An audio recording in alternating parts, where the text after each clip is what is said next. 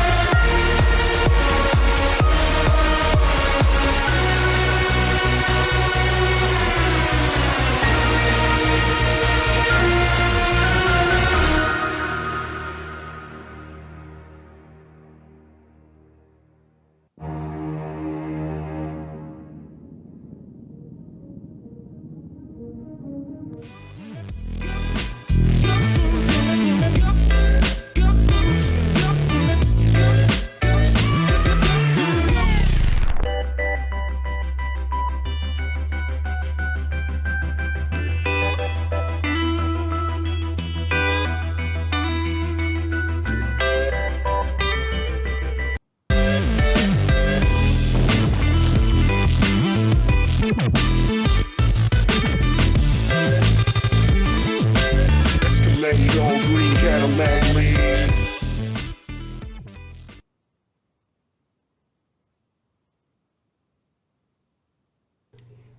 Good evening, everybody, and welcome to Meta of the Storm. This is episode 7. I am one of your hosts, Bleedies, and with me is the always awesome Haloran. How you doing, buddy? How's it going, man? I'm doing really good. Excited to jump into this next episode. I feel like it's been it's only been a week, but I've been looking forward to the viewer games and stuff, so it's gonna be cool. Yeah, thank you, Lord Boo, for pointing out that it does say Tuesdays still. It's kind of become a meme at this point, so I just kind of left it in that way. But we have a lot of different too. Yeah, it's gonna yeah, exactly right. But guys, it's been a really exciting. This is gonna be a really exciting show because.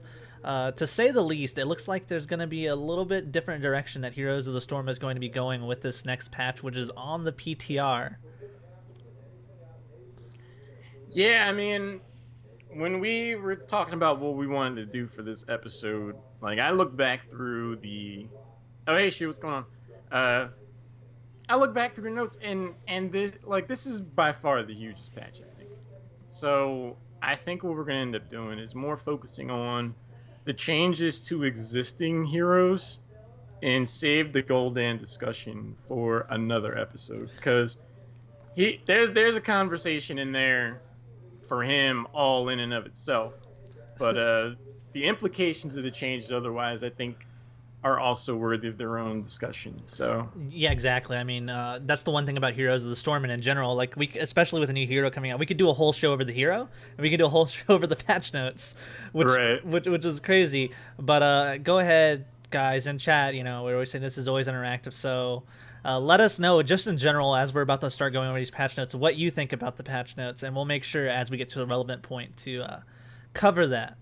So I'm gonna just I gotta make sure I'm on the right place in these patch notes. I'm getting a little ahead of myself. Uh, And Lorbu makes a good point. Like, I think it would be best to wait until he's live because there could be changes before he hits live. So we'll see there. We'll see there. I don't know.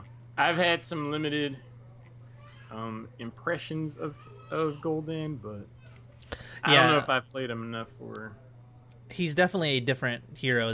He's a unique hero, and I do love that. Whenever it's really easy to just release something that doesn't have any, just another assassin that does damage in a different way, but having his passive, it's pretty cool. It's pretty cool. Now, whether that's strong or not, that's something we'll talk about a different day. But gonna bring up these patch notes now, and we're gonna, we could talk about all the UI stuff and all that design stuff, but that's something a little bit different. So we're gonna start off with the first major change here, which is gonna be a topic of discussion as I.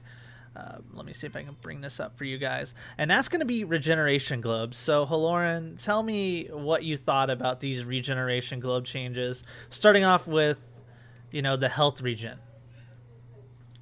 So at first, I didn't think it was going to be that big of a deal until I looked at the patch notes and was like, it's about double what you would get. Granted, it's over an extra second, but this just changes the whole dynamic of someone's ability to stay in a lane. Like BMAC and Lorbu, yeah, it's definitely split push of the storm these days, and we can jump in that in a little bit. But I think the more impactful thing is actually the 8% maximum mana over 5 seconds, because a lot of things or a lot of times with like a mana hungry hero like Tyrael or like a Q build for Vala or something like that, you would have to hard back a lot because the regen globes really didn't offer you that much in terms of mana. But having 10% is could be a thing. Yeah, most definitely. These regen things are, like I said, they're obviously pretty big when you just think about it number wise. But this is more than just a show where we just say, oh well, this is a change in numbers. We move on. We're obviously discussing how this could change in the meta and how laning is going to go. So my question to you is, do you think that this changes the aspects of lane with globes meaning more, that we'll actually see like the way that you push a lane design around those globes, like instead of just clearing the wave as quickly as possible and pushing to the tower, and giving your opponent necessarily a place where it's really easy to get them a orb, do you think we'll see people try to like stall out lanes and just try to bully the hero instead? Or how do you see it playing out, just like the individual battles in lane? I think someone's technical ability is going to be all the more important because of this. It allowing someone to get this much of their health and mana back as reliably and often enough as it takes just to clear a lane, they pretty much never will have to leave. Like if they're just entirely left to their own devices. Whereas before, you'd run out of mana sooner or later, or you wouldn't really be able to push as hard because you had to conserve your mana. But I mean, 12% of your maximum health every 5 seconds, I think that's more enabling of, the split push of the meta than a lot of the other changes, especially like the minion ones, which we'll talk about. Yeah, I kind of agree with you. I mean, it seems really interesting. Like, it's going to be on the highest level play. I want to just see how people play around this change. And of course, it's different from map to map. Like, for example, on those maps like Curse of Hollow, when you can have those 1 versus 1 battles that happen, it's a bigger deal. But, it to me also on those rotational maps where you have to go like on Dragonshire and going back and forth, if you're able to control that kind of wave clear and get those globes, and as we'll talk about later, especially with the minion strength that's going to be gained as well from doing damage to that towers, it seems like with a lot of the professional players talking about wave clear being too strong and wave clear being too important to a hero, as we've seen heroes like Zul being really powerful, while heroes like Chromie who didn't, weren't as powerful. It seems like wave clear is going to be even more powerful, in my opinion. Yeah, I'm looking through the chat. Laura Boo says, I'm a bit worried as to how this is going to change the solo lane meta. Before, you needed to have someone like Sonya, Chen, or Thrall, or Zagara as solo laners because they had such strong sustain. And it's not necessarily as required now, in my opinion, with the change of these region globes. But again, pairing with the minion discussion, once we get there, the solo lane experience is going to be very important in the early game, a heck of a lot more than it used to be, because if 2 people square off in a lane and 1 person dies, like, someone has to go there now. Like, it was bad if they didn't, but knowing that someone gets a kill in the lane and then they're going to be able to heal themselves off of the region globes and the minions going to be doing that much more damage, like, you can't just let that sit there. And at the more casual levels, like in Quick Match or Hero League, I don't know if people are really going to get that. Yeah, and I mean, that's going to go back when we talk about split push later. I remember the days when it was considered pretty decent with some strats, but now, man, if you can have a really good specialist on your team who knows what he's doing, and especially an unorganized solo Hero League play, yeah, that's going to be a nightmare. And I think, when you think about strong solo laners, some of them changing around, I think Thrall's going to be really happy about these changes. I mean, he already has some of the best sustain in the game, and it's just like, oh, wait, I get more sustain? I can stay in lane longer and bully people even more. So, yeah, that's what we'll talk about for Regeneration Globes, and, Halorn will get to any more questions or any more comments in the chat. But moving on to something, we'll see if we think this is a little bit more serious. I was kind of divided if I thought this was a huge change or not, but the healing wells. Now the changes, they used to restore 41% of maximum health over 20 seconds, but now they restore 40% of maximum health over 20 seconds, so that's actually a little bit less. The cooldown has increased from 100 to 120 seconds. But the big change here is that they restored 20% of maximum mana over 20 seconds previously, but now they restore 30% of maximum mana over 20 seconds. And I think that's a step in the right direction. Adding the 20 seconds to the healing well is definitely something that I think they needed to do in light of the regen globe change. So I wasn't, been out of shape about that by any stretch. Again, looking through the chat, that's my question. Is the change of the regen globes going to help sustain heroes or heroes without sustain? I think it will just end up changing the dynamic of the game, but it'll be more or less the same effect. Like, the sustain hero will benefit from the regeneration globes, but they'll also still have their own sustain. So a hero like Greymane that doesn't have sustain will have a little bit more now because of the regen globes, but pairing off against the Sonya, like, it's still going to be the same amount of matchup. It's just the way they prioritize cooldowns and try to, like, set up their burst for things to try to get kills or bully people out of lane just has to change by nature of across the board people will be more sustainable. Yeah, and to even go on that, I think melee heroes are going to be strong because, like I said, like Thrall is my example. I love Thrall. I'm sorry, I always come back to him. Like, he can poke you with his Q. He can do a lot of damage with that over time, and he doesn't have to necessarily push out the lane, which he's not very good at pushing out the lane in general. And then when you try to go in, and if you value that regen globe so much that you want to get it, and you realize you're wasting so much to do it, well, you try to overextend a little too much to get it. He roots you. He's able to hit you with his Wind Fury for a few auto attacks.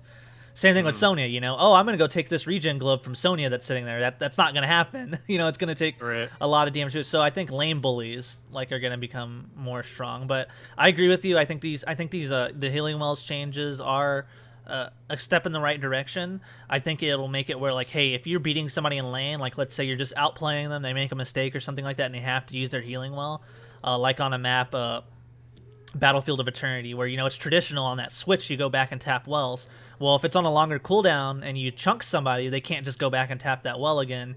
You have that advantage, so you have to be really cautious of like, all right, should I use my well here? Should I just hard back, call for a rotation from the person that's clearing camps? It's a more strategic, and I like that. It's not like right now, and I'm not even gonna lie to you. I don't think about when I'm using the well. I'm just like, oh, I'm low. I'm gonna go tap the well. It doesn't really matter. But 20 seconds can be a long time in Heroes of the Storm. Yeah, I mean, like it's a mosh pit cooldown now. It's 2 minutes. Like that's very significant. We measure time and mosh pit cooldowns here. I mean, that's pretty much it is. Like it's an investment. Lord Boo says amplified healing will give you 39% mana from wells now. I didn't realize that amplified healing affected mana regeneration like that. So there you go. That's big. Yeah. Lord Boo, I also do not think that they changed how long the globes hang out, or if they did, it's not listed in the patch immediately notes. made apparent in the patch notes. So it might be something to just kind of keep an eye out for. So I know this. I do remember them saying they might do that, but at least thus far, it doesn't seem that they have. So, moving on to something that I think is even the most effective, combining all this together, that what we've said, this is kind of rounding out for why a lot of people are either excited, dreading, or just kind of questioning how this patch is going to play out, and that's the minion changes. Ranged melee and wizard minions now deal double damage to structure. It's just like, oh, so little words, that one sentence, that's 1, 2, 3, 4, 5, 6 words, but can honestly just change the way the entire game works. Well, I mean, you remember back when like Leoric first came out and he was using his Q to melt stuff, or when Li Ming first came out and she was able to melt structures, like that sort of potential is gonna come back because of this change. Like up there with regeneration globes, this change is really easy to skip over, but it has one of the biggest impacts on how the entire game is going to be played.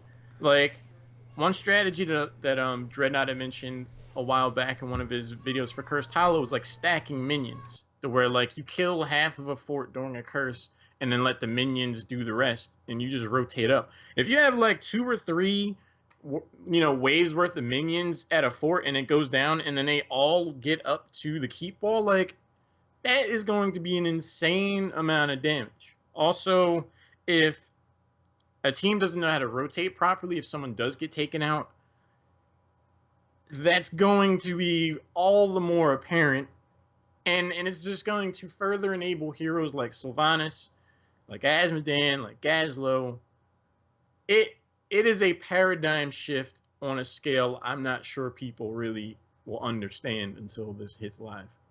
No, I totally agree with you, Lauren, and I think it's going to be most apparent. The maps that, my experience casting, in general, was that the larger maps like Cursed Hollow and such like that, they required lots of knowledge of the game and how to rotate properly because of that, how effectively you can use a curse. But now, with this change right here, it's going to become even more apparent. So on these larger maps, when you have like discombobulated teams that don't know what they're doing, like the amount of push that minions can do is going to be crazy. Because I mean, how many times have we been watching games, even in like the higher level amateur scene, where it's like, guys, by the way, there's a gigantic minion wave that's pushing on your core, Right. And it was just like, well, they finally get back. Well, sometimes it's going to be those misplays of not paying attention are just going to be a lot quicker, and we might see a lot snowball, especially since we see that how much experience these structures are worth. And I think we're going to be definitely seeing a lot more snowball games on maps like Cursed Hollow.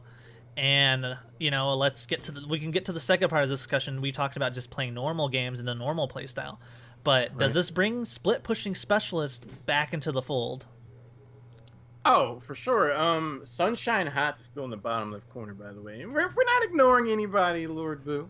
I'm looking through the chat. Before we get into that question, Bleedies, BMax said, at its core, MOBAs are about PvE. And for me, Heroes of the Storm is my first MOBA. So I don't have the experience of, playing League of Legends or Dota to really get how important, like, soaking experience was at the individual level and stuff like that.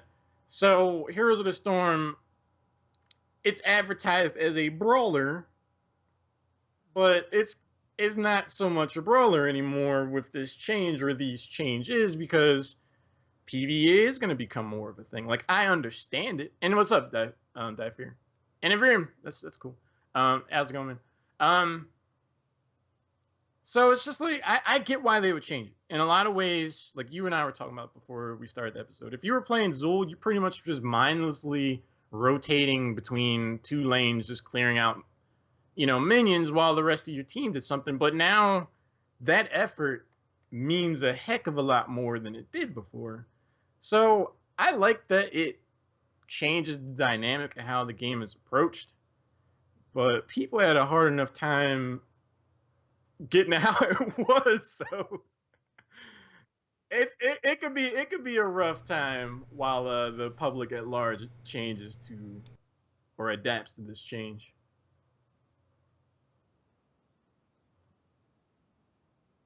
But yes, split push heroes that like they're back. Like they are for sure back. But there's also other implications. Like Difer just said now, I think Difer says I think Johanna is gonna become #1 tank again because of wave clear. And yeah, like Knight takes pawn, the value of that just shot up quite a bit because it offers more, the more wave clear, the pressure you apply through wave clear in the early game is on like quite effectively doubled because of how much damage the ranged minions are going to be doing. Global heroes like Falstad, Brightwing, Dahaka, I think are going to see more play and more emphasis because of their ability to soak a lane. Like if Brightwing sits there and clears out an extra wave or two, that means a lot more before they teleport down to a temple fight, like in Sky Temple. So I think there's going to be a lot of ripples that will make themselves apparent at high level play and even casual play from this.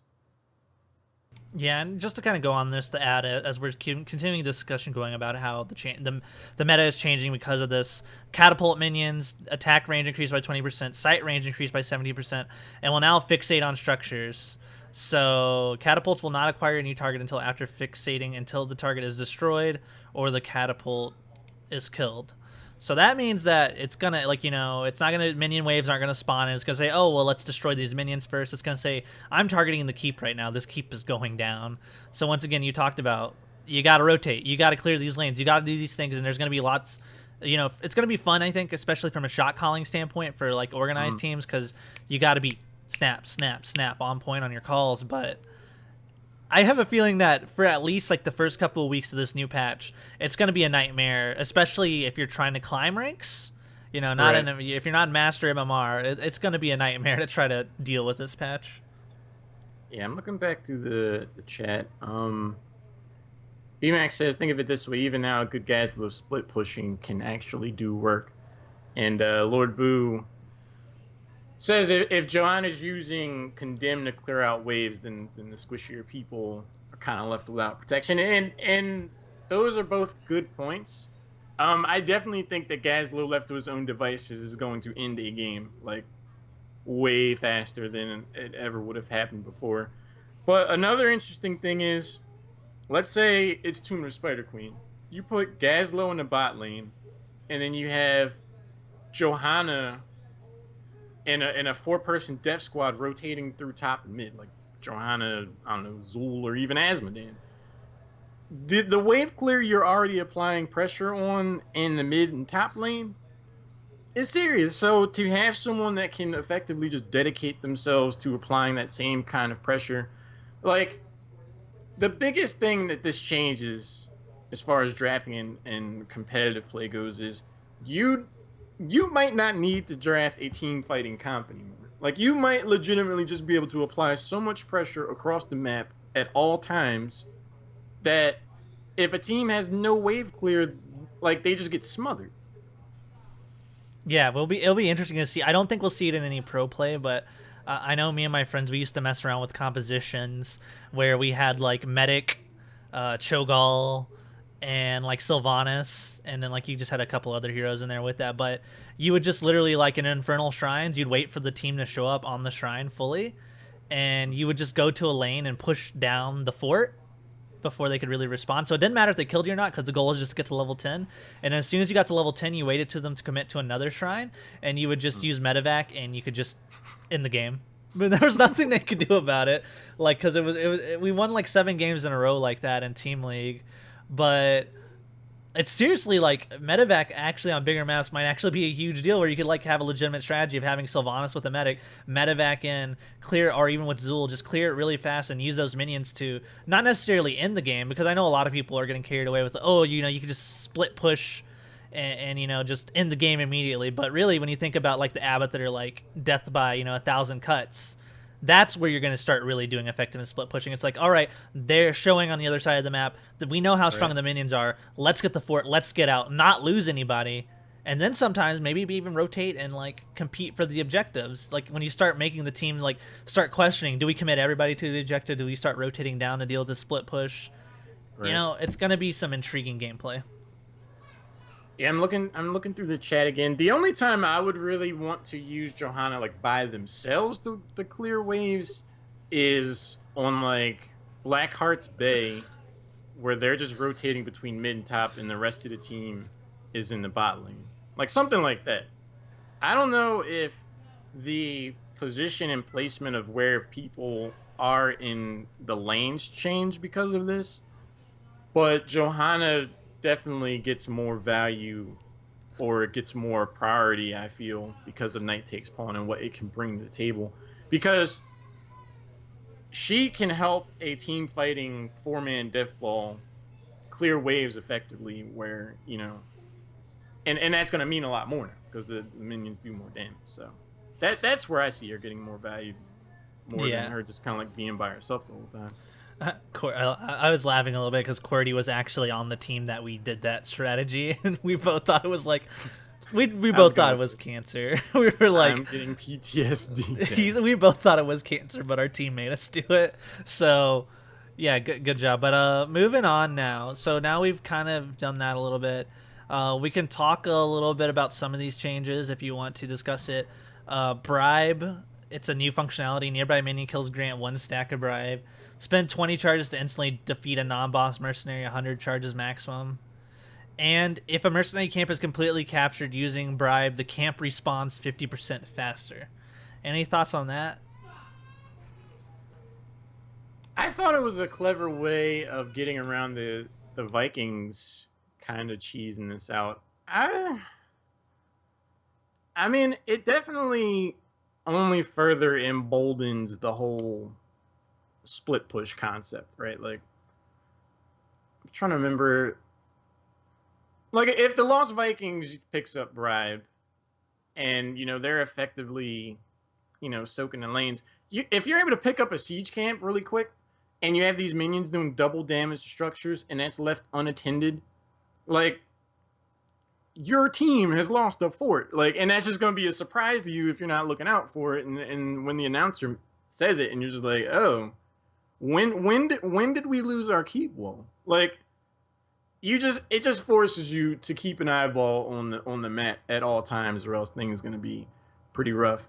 And I'm looking through the chat again, and actually, I don't know if Johanna's really going to find themselves in a position where they're burning mana. At least the way I play Johanna is I take Eternal Retaliation at 4, which lowers the cooldown of Condemn. You do that to all 7 minions, minions or heroes, it shortens the cooldown. Bad Momentum shortens the cooldown even further, but now you're getting more mana back than you had before with the Regen Globe, so you might even come out like ahead in terms of mana at the end of it. I don't know the math right now, but something to consider. Yeah, so Executioner now will only trigger after attacking disabled heroes. Nothing too big there. Relentless and similar hero-specific talents will now only reduce the duration of slows, stuns, and roots. Silence effects will be no longer reduced by those talents. So this was just an interesting change, I thought. You know, I always like to see inside a developer's mind. They're like, well, we could be adding like a million different types of CC, so let's just limit it to this specific thing, which we'll see how that works out in the future. I don't see what else they can do.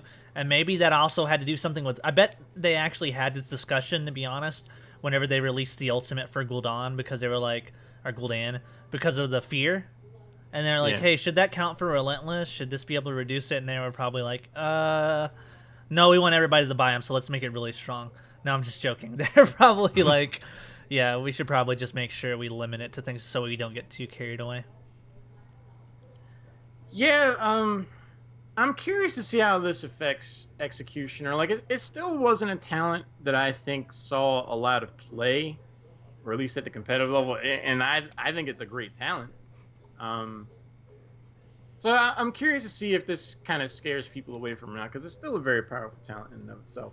But one thing that we skipped over that I think is going to be really impactful as well is the catapult minions are going to do. They have 20% extra range now, and they'll lock on the structures until it's gone, or they'll lock on to their target until it's gone. And it's gone. And I think that 20% is going to have a very big impact on core pushes. And I think it's going to force the enemy team trying to defend it like their fort or keep wall, like to try to step up further, like towards the, like towards the core, like to try to clear them out. Because I don't know, with the added range damage, is going to be doing more damage, and then the catapults are going to be further behind that, and those do like 5% core damage apiece. So you're making more of a commitment to step forward to try to clean them out, and getting caught forward's a bad thing at the core. So I think that's going to subtly invite some burst mechanics and hard focusing on defending heroes. Yeah, so looking going on here, moving on to the hero section, which is this is going to be a lot because there's also a lot of hero changes. They decided we're not only going to fundamentally change the game with a few sentences, we're also going to change a bunch of heroes. Gull, twisting nether cooldown reduced from 100 to 80 seconds. Shoves reduce cooldown from 40 to 30 seconds, and speed of Twilight increases movement speed from 20 to 30%. So they're just trying to make it where some of these other talents will be chose more often. So I like this because we've seen in the past Blizzard has kind of sometimes defaulted on not only buffing these talents but also nerfing old talents. But I like to see that they're not just clearly across the board saying we're reducing this completely and we're not gonna buff. We're just gonna nerf the other talents. Yeah, this feels more like a quality of life kind of thing. It definitely, it's a buff, obviously. But I don't know if it's like, oh, we gotta really worry about Cho'Gall now. It's just like when Cho'Gall is in the mix, Gall's gonna be a little bit more of a problem should that hero get picked up. And he should have more reliable survivability, I guess, if they go for shove. I'm looking through the chat again, and Lord Boo says that there's a number of reasons why Johanna could be the best tank or a top tier tank, but it's not just because of wave clear, and I'd agree with that. And Murden, who we will get to later on in the patch notes, losing Unstoppable definitely makes me feel like he's been in a lot of ways replaced by Johanna as far as prioritization in that front goes, but we'll see. We will see. It's definitely something interesting. I'm of the fold, maybe because I'm just always loved Murden so much that I think you just change the playstyle a little bit, and he's not going to be as good. That's obvious, but I think he'll still be pretty solid. But moving on, this is a hero that I know Lauren was excited to talk about because he's actually had a chance to test him a little bit. Greymane, the Wolf, the Worgen. His human form basic attack damage is reduced from 145 to 140, so that's not too huge, but looking just at the first thing alone, hey guys, guess what? The Worgen hits really hard, but increased Worgen forms damage bonus from 40 to 50%. That's a lot. That's damage. 100% of the time, I will trade 5 basic attack damage in my human form if I get 10% more melee damage in Worgen form. Like that's a crazy.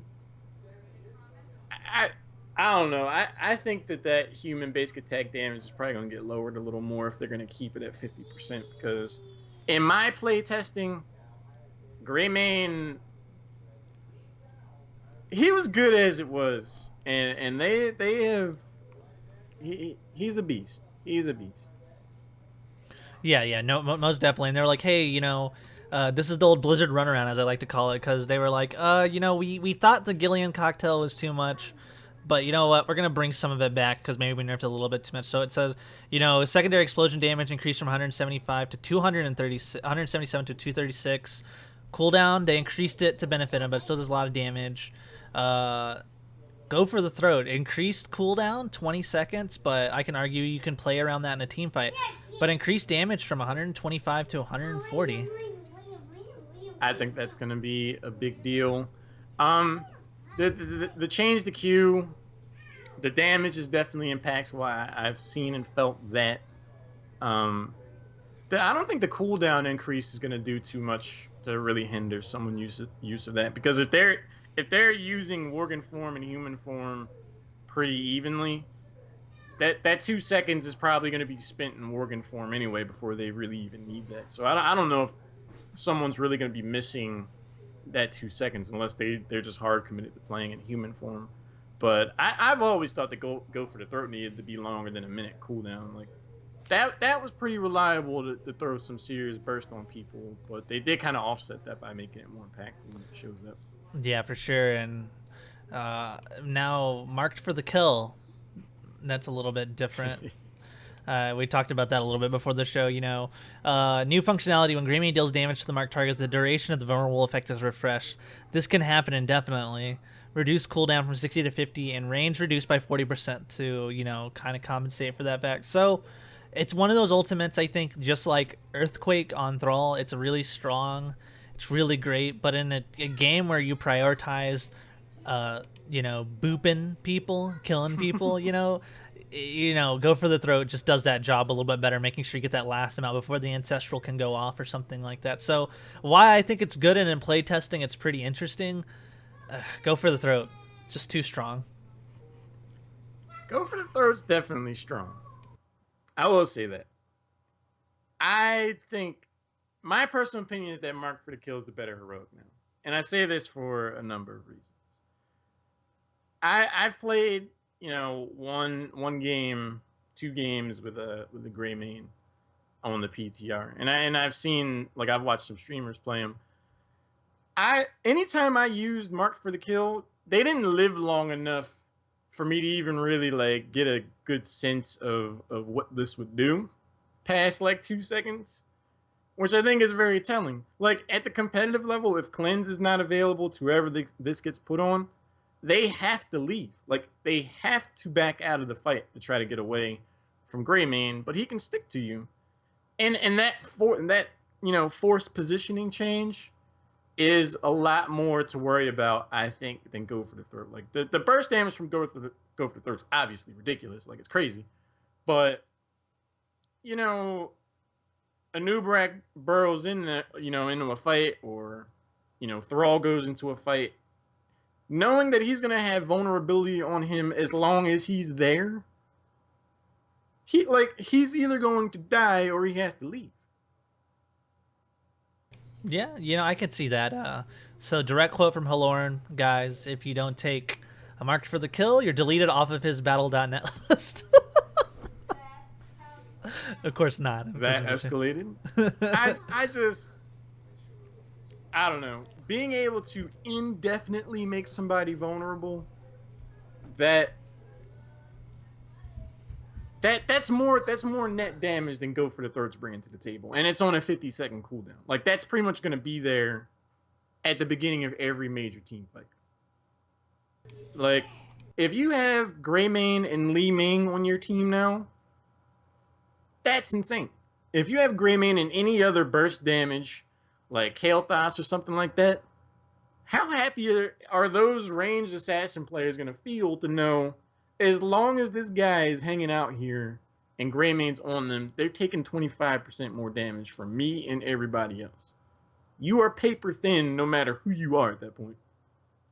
Yeah, for sure. I'm looking at some of these talent changes when we move around.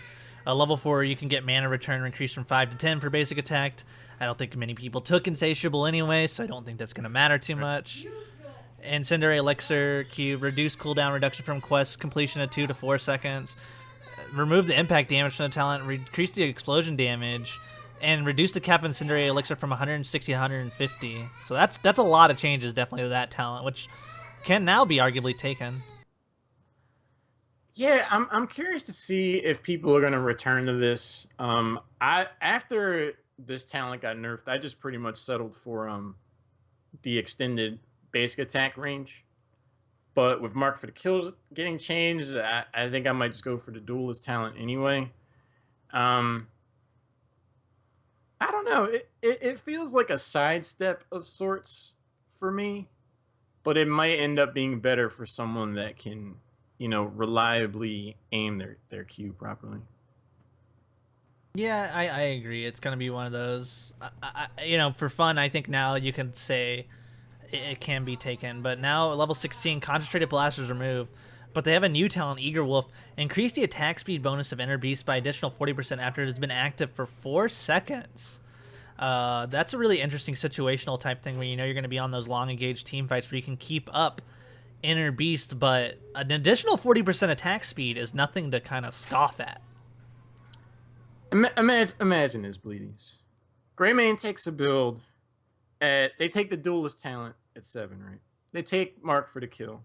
At 13, they take the talent where the Worgen form Q has a longer range. And then you take this new Eager Wolf talent at 16, you put Mark for the kill on someone, and they just don't get away from you at all. And they're just running around like their hair is on fire. And Greymane remains on them the entire time, swinging 40% faster with Worgen damage that's been increased by 10%. Oh, and they're vulnerable, so they're taking an added 25% on top of that. Yeah. That's tough. That's tough. So now, and then level 20 here, Unleashed. In addition to its current effect, killing an enemy with Go for the Throat increases its damage of Go for the Throat by 25% for 10 seconds, up to 100%. Yeah. I'm just chuckling because it's like, if this happens, I'm wondering what the math would be, like what Go for the Throat does to someone at level 20. But if they manage to double that damage and they get 2 of those off, Greymane's a beast, man. Greymane is just a beast. Yeah, Greymane is definitely a beast. And finally, his last change here is that the Gul'Dan roulette, which is all allied hero damage done to the target, will refresh the vulnerable defect duration. So it's like not only is your damage doing it, but everybody's damage is doing it. So that's another one of those that sounds. You're like Kaloran's like, but that's good. We should be like, I love like coming back from a background of playing Dota 2, where like everybody was OP. That was how they balanced the game. Everybody was overpowered. But, we should be like... I love the fact when you look at level 20 Storm talents, you should be like that. And they've been doing that with newer heroes, so they keep releasing them. You should be like, what the hell? This is a talent? Every hero should have, like, a really strong level 20.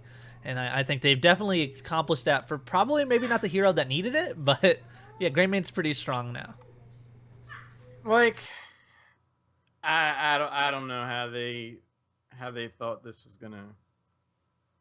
He's so much better now. He was already in a really good spot. And he's just... I'm telling you, man, that build I was talking about with Mark for the kill, I had my hypothesis about Falstad using the W build after his rework, but I'm doubling down on that one. The extended range on Greymane's Q, Mark for the kill, the Duelist talent at 7, and then Eager Wolf at 16.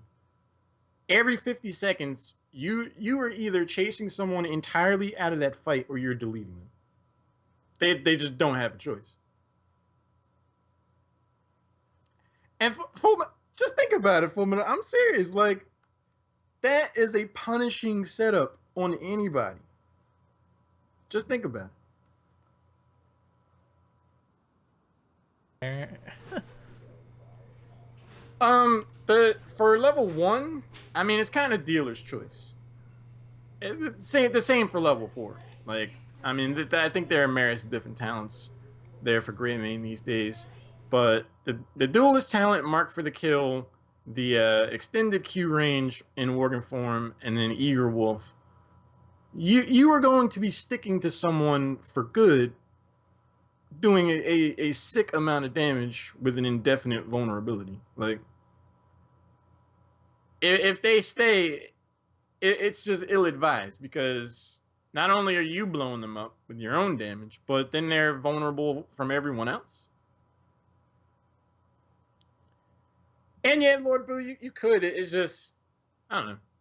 Just think about it. And so, because we are literally wizards and We get our I know definitely that get our there's a we definitely get our info directly from Dustin Browder. He's chilling next to me right now, tossing back a beer.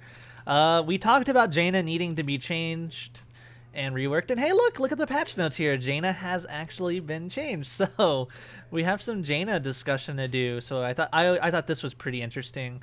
So I think, if I'm not mistaken, we actually talked about maybe giving Blizzard like a third wave. Like, I think one of us did. And yeah, like increased number of waves from 2 to 3 straight up. Reduced damage from 167 to 142. Increased the mana cost, though. position denial is definitely something that Jaina excels at. I don't know if I like this new Blizzard. Like, yeah, I get that three, it increases the number to three, 3 but bigger than 2. well, it's just like she's an assassin. Like, she's supposed to be blowing people up, and it's like Inverum said in a previous episode, like with Reign of Vengeance. Like, if you get caught with one, it's like, all right, you get like who, like if someone is standing there eating 3 blizzards, something's wrong. So you're forcing someone out of the position, sure, but her overall damage numbers, I think, are going to suffer because of this. I like it. You're not just like, oh my god, Jaina's back because she was changed. You got to analyze a little bit more, which I kind of agree with you. Which goes to another point. It's like, well, you can take talents now to, maybe make it easier to hit. But even when you're easy to hit, like it's still like, even with the extended like range of Blizzard and like the width of it, getting hit by 3. I don't know how you're, like you said, how are you doing that? You must be getting stunned, slowed, rooted. Something had to happen that you weren't really anticipating. And yeah, Lord Boo says the change would have been really good if Snowstorm hadn't moved to 16. And yeah, I didn't really, like, I get it why they would do that, but I would have liked that to stay at level 4.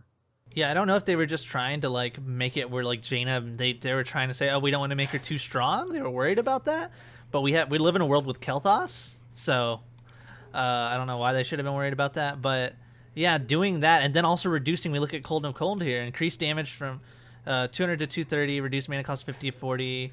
Then the level 4, like the Snowstorm being moved to level 16, Arcane Intellect being changed, reduced the mana return to abilities from 25 to 20.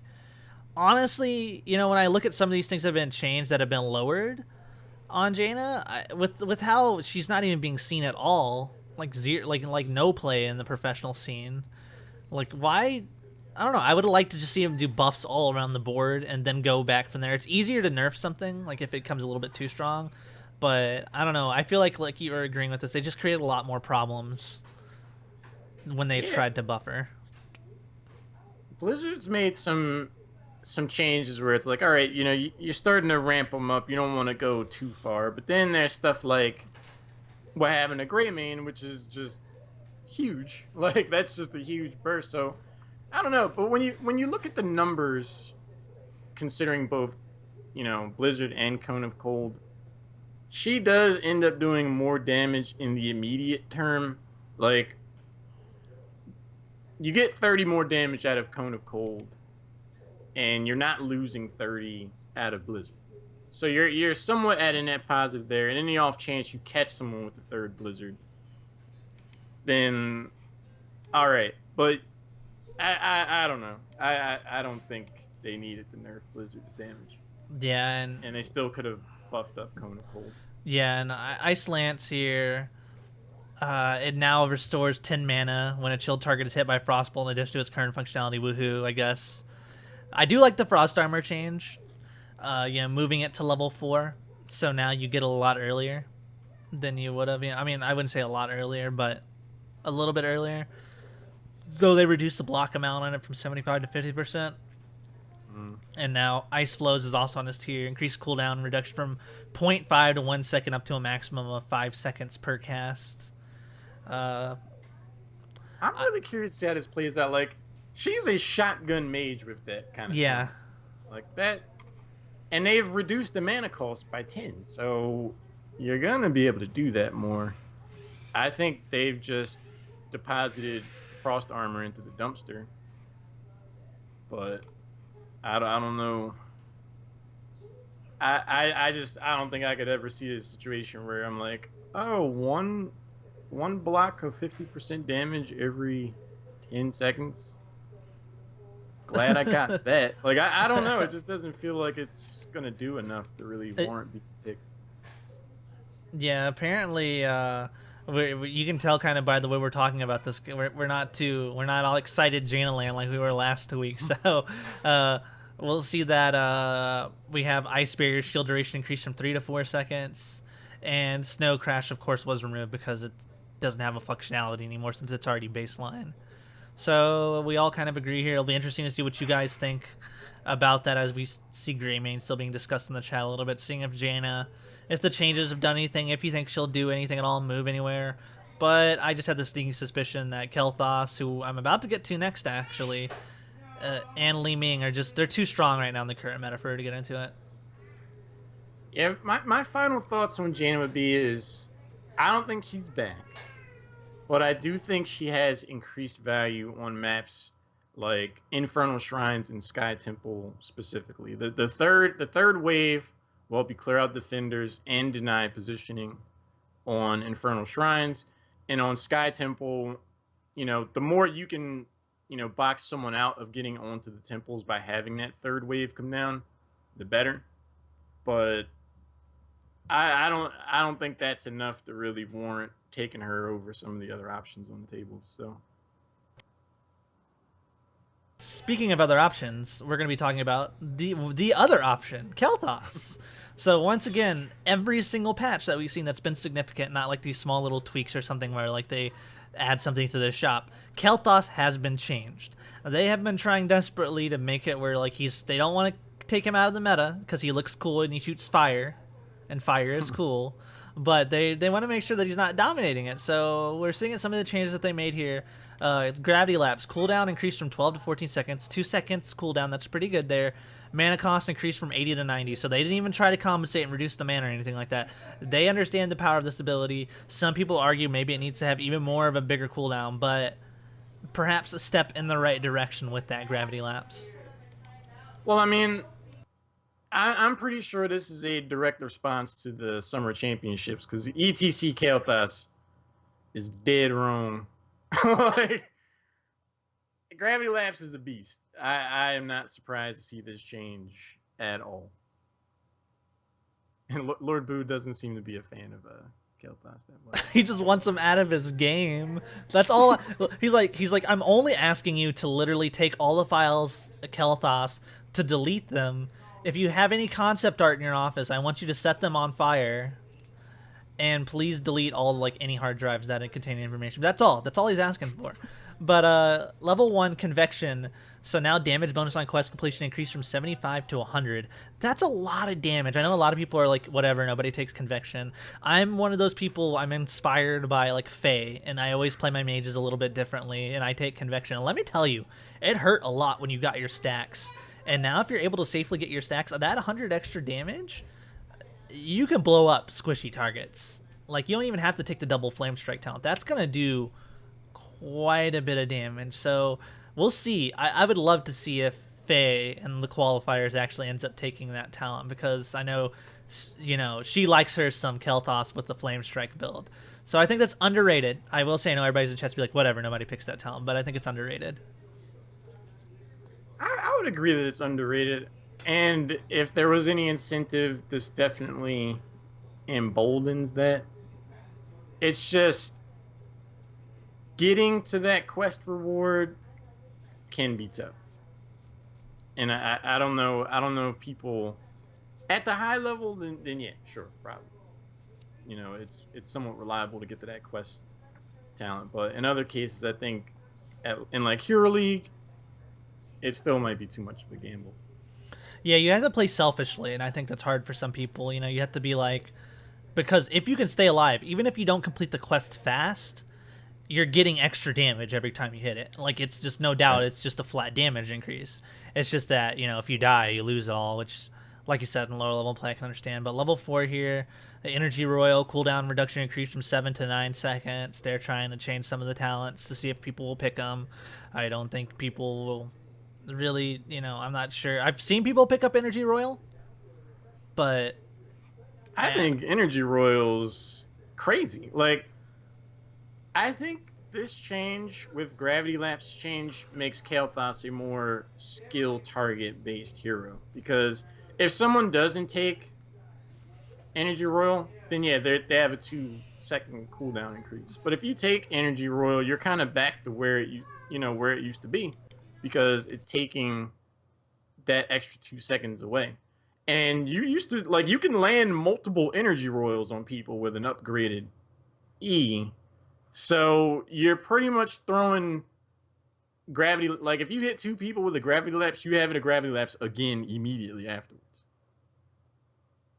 Yeah, it is. It's just also, I think, mana, like when I've had a lot of experience with like cooldown reduction builds with Kael'Thas, mana has always been an issue for me. But you're right, like in a team where like you have a lot of like people working together and they can make like great use of like those stuns, and because like let's say you're fighting in a team fight and you get those double stuns off, goodbye enemy team, right? If you're coordinated, they're not going to be able to do anything and they're going to end it and you don't have to worry about it. But on solo queue, I still think it's going to be hard to take that kind of a build like we're talking about. Levels. Go on. Sorry. Well, if you're good at landing E's, I kind of agree with what Lord Boo's saying, where you're able to stun people for way too long. Because if you take the talent at, I think, 16, where you just get like 2 procs of the trait, along with Energy Royal, you're throwing Gravity Lapses like forever. It's like, a 3-person stun with the first E. You throw a second one right after that. And then you're going to have the Gravity Lapse again for a third single target one. Like, that's a mosh pit, pretty much. Yeah. I'll just argue at the same time. About that. I don't see, even in high level play, whenever a triple like Gravity Lapse goes off, like the casters are getting like riled up, like it's a triple stun. Like I don't think it happens that often. People have to be stacked up pretty hard, or maybe fighting in a choke point or something like that. I played a lot. I'm just gonna say I've played a lot of Kael'Thas. I am that scumbag that if you look at my game history, you go to my Hotslog profile, and Kael'Thas is like my second most played hero. But consider this, man. Look at Gravity Lapse, the actual projectile, as ETC, power sliding for a mosh pit. Just think of it like that. Like, because that's pretty much what this is. You hit. I don't think it's gonna be that hard to hit 2 people on like a map like Infernal Shrines or something. It's the same thing that an ETC player would have to look out for, trying to find the right time where people are bunched together. And if someone's got Executioner, or there's any other sort of burst for something like that, and you have Gravity Crush, even though it got nerfed by 5%, I don't know, man. I don't know about that. That might be a little tough. Yeah, no, and Boo makes a good point. You can stun ETC out of the power slap. Yeah, right. No tanks have pretty much no tanks have unstoppable pretty much anymore, except for Johanna, which is an activatable ability. It seems like. And after the Gravity Lapse, Kael'Thas is still in the back, like that. I'm just saying, man.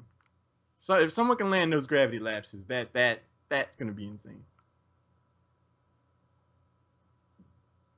Yeah. So moving on, though, yeah, like I definitely am not. I like to argue with Halorn because it's fun, and that makes the show a lot better than if we disagree with everything. So do not take this from you that Energy Royal is a bad talent, because it is not a bad talent at all. It's just we like to play heroes different ways, and that's completely fine. I mean, heck, you like to play Artanis, right? Hey. But level 7, moving on. Sunfire enchantment, damage reduced from 183 to 165, so we're gonna see less damage coming from that trait build. And Gravity Crush, for people who did end up taking that as well, bonus damage reduced from 30% to 25%. So some of the more popular talents on that tier, they reduced. And once again, not crippling nerfs, but they're definitely trying to tone him down somewhat. But as I will talk about level 20 really quick, Rebirth, casting range will now center on the Phoenix itself instead of Kel'Thas, and now can be repositioned globally, which you can do all kinds of crazy plays with that, and that's something we can discuss. But overall, I just wanted to cover, I think that Kel'Thas, as long as he has that ability to stun 3 people as an assassin, it's just... he's always going to have power. If his damage goes down, he's going to have that utility that you were just talking about. Like, let's say they completely nerfed his damage builds. If he still has that gravity lapse that can stun 3 people and he has talents that can build around that, you could almost play him as like a double support. Like, more or less. I mean, I hate to keep harping on this gravity lapse utility combination, but even at level 7, if Kel'Thas takes burned flesh, which does, the Q damage does 8% of someone's maximum health, you're going up against a double warrior frontline. It's not going to be that hard to find a moment where 2 people are next to each other. So you start throwing out these infinite gravity lapses, and you save one of your Qs to throw down 2 flame strikes.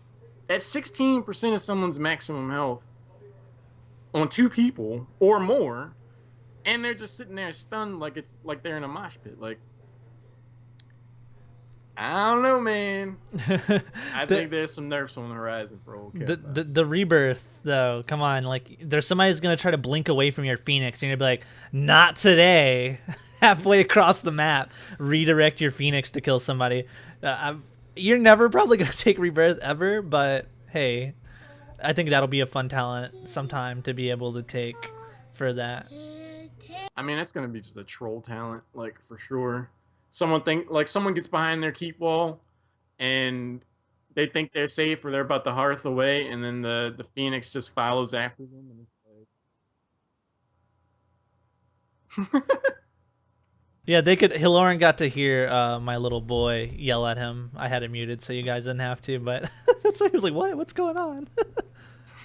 But Kerrigan had some changes to her, so I want to know what you think about Kerrigan in general, and if these changes didn't have done anything to her.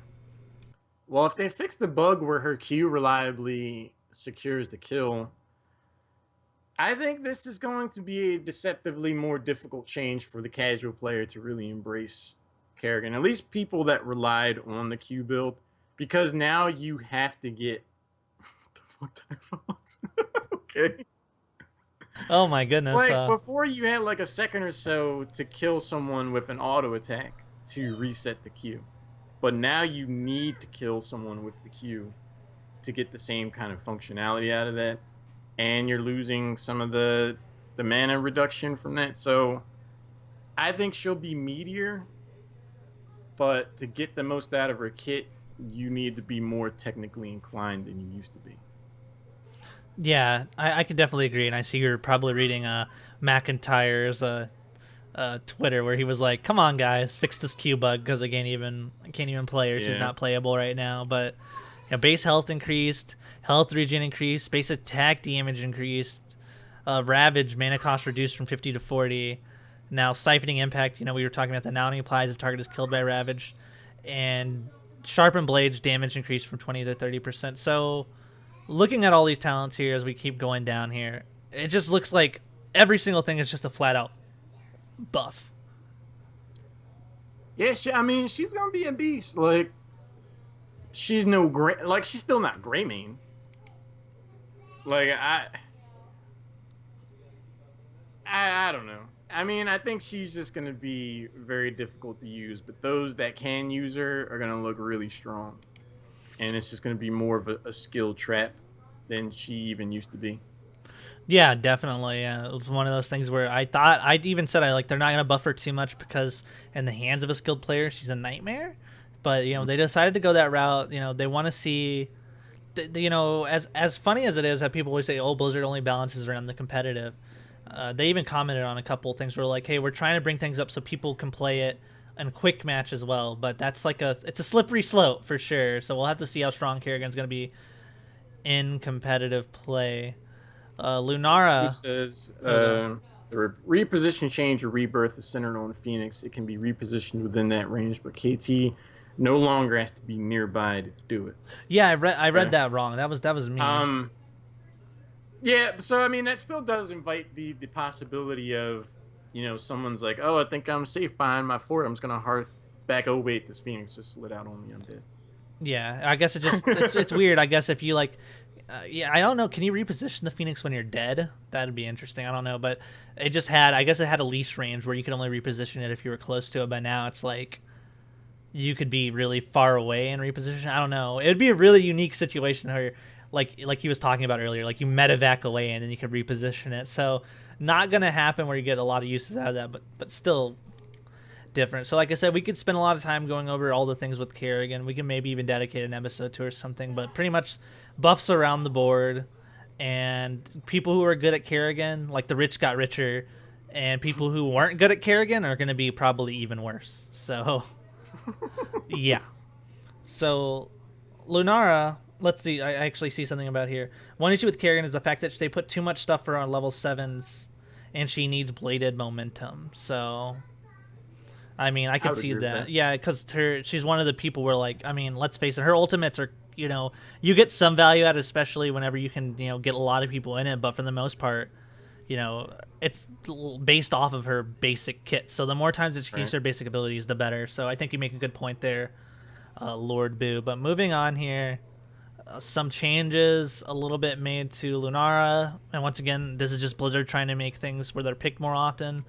Leaping strike damage increased from 246 to 271. Yeah. Still going to put yourself in danger a lot by picking that talent. Yeah, I don't know if that's enough for me to want to take Leaping Strike as much as I love Lunara. It's nice. Like, if you're going to do it, if you're going to take Leaping Strike, at least it's there. But I don't think that's going to really incentivize someone that's inclined to take Divine Heroic to become a Leaping Strike player.